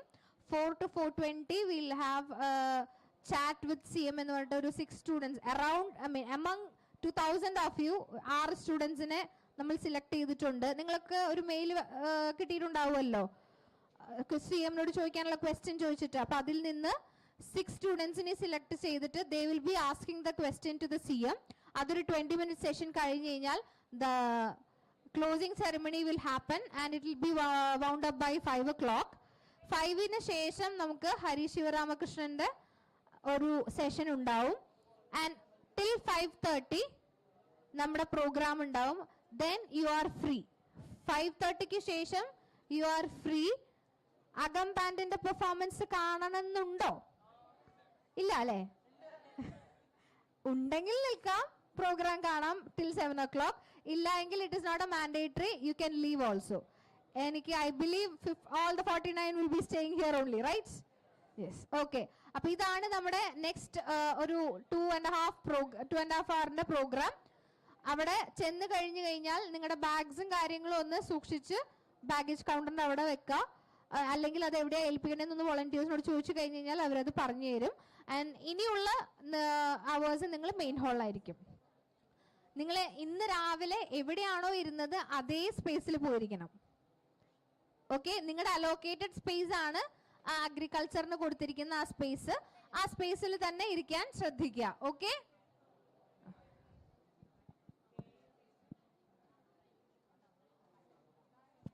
7 മണിക്ക് ശേഷം നിങ്ങൾ പോകുമ്പോൾ നിങ്ങൾക്ക് ഒരു ഫുഡ് പാക്കറ്റും കൂടി ഉണ്ടാവും കേട്ടോ. അതും കൂടെ കളക്ട് ചെയ്തിട്ട് വേണം പോവാനേ.